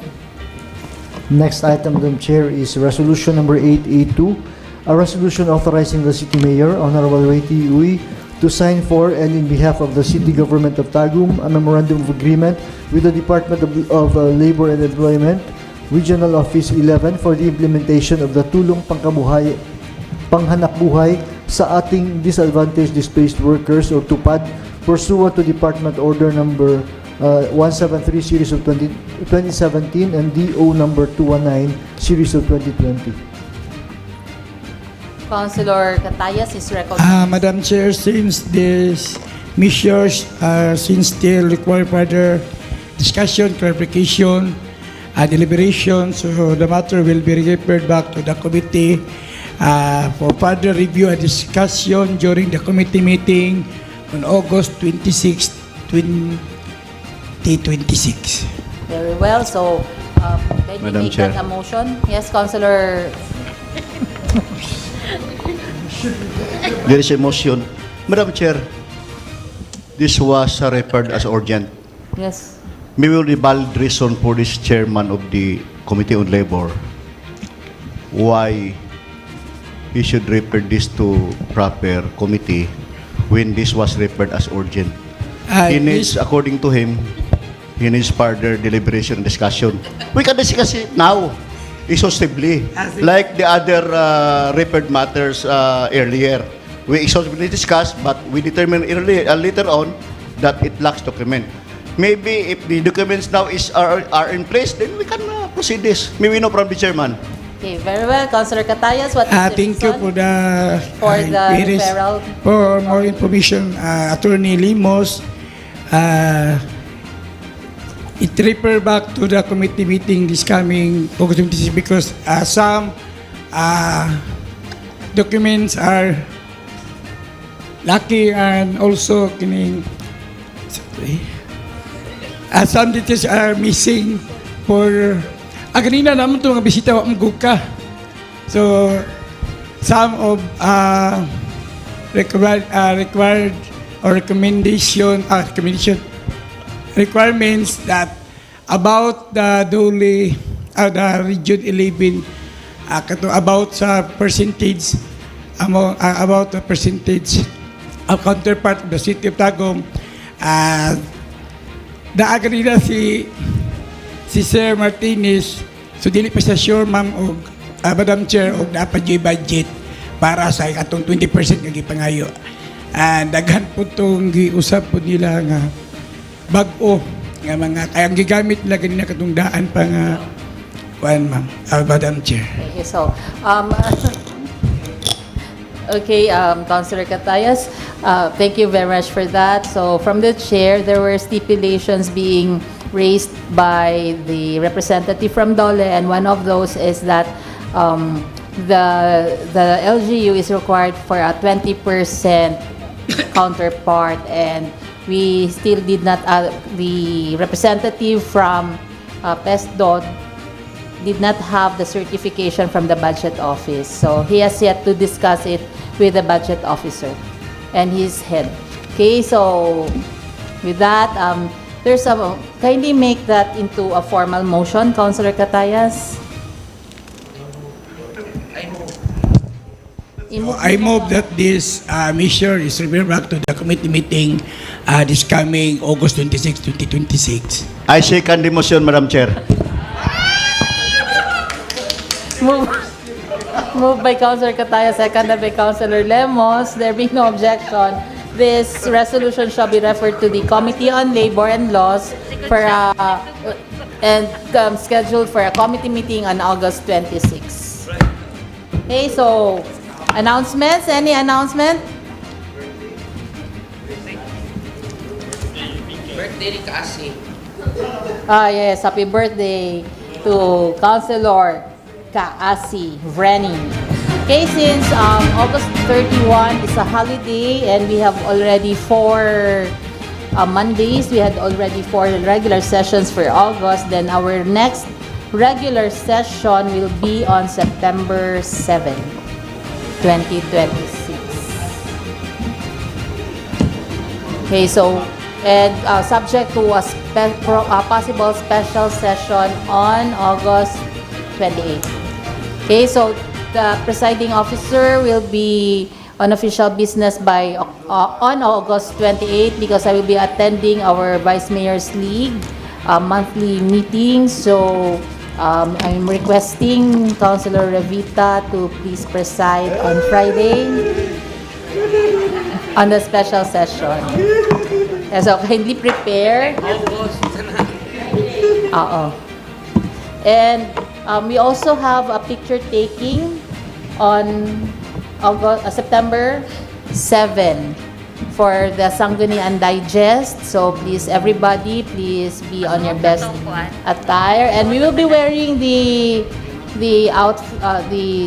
dress from the Tagum designers. Wala pa gihapon. Okay, so kung naan na, we will be wearing that. But if wala pa, then wear the first Monday attire, no? Sa ba Filipiniana ba ang first Monday and long sleeves barong for the meal. So that will be for our Sangguniang Digest. So hopefully everybody will be present on September 7. The CIO will be here for the picture taking. Okay, summer announcements, Councilor Coquilia. Thank you, Madam Presiding Officer. PCL activity, since month of September is the PCL month and the first week of September is the PCL week. So, on that note, on September 1, may I request all councilors to be present for the flag raising ceremony on September 1 at 7:30 in the morning. With t-shirts will be provided to all members of the Sanggunian. And labot si Vice sa t-shirt. Yes, including the Vice Mayor. Because once a councilor, always a councilor. And on September 2, we'll have a community outreach program. Since Tagum City is the host council, so we are requesting all of us to join. That's Bangka Sorero project. We will be riding a boat Bangka to get the basura, floating garbage from Nabintad River to San Isidro Creek. And with that, full information will be provided to you, to our JC. Lunch will be provided by PCL. And that will be attended by all councilors throughout the province of Davao del Norte. And of September 7, that's Monday in the morning, since that's the first Monday, but after the flag raising ceremony, there will be a scheduled medical mission. And we are still finalizing the venue of the medical mission. So, full information will be again be relayed through our group chat. Thank you. Okay, thank you for that summer announcements. There being none, okay, so since all matters have been acted upon, And if there is no objection from the floor, the chair will now adjourn the session. There being no objection, session is now adjourned.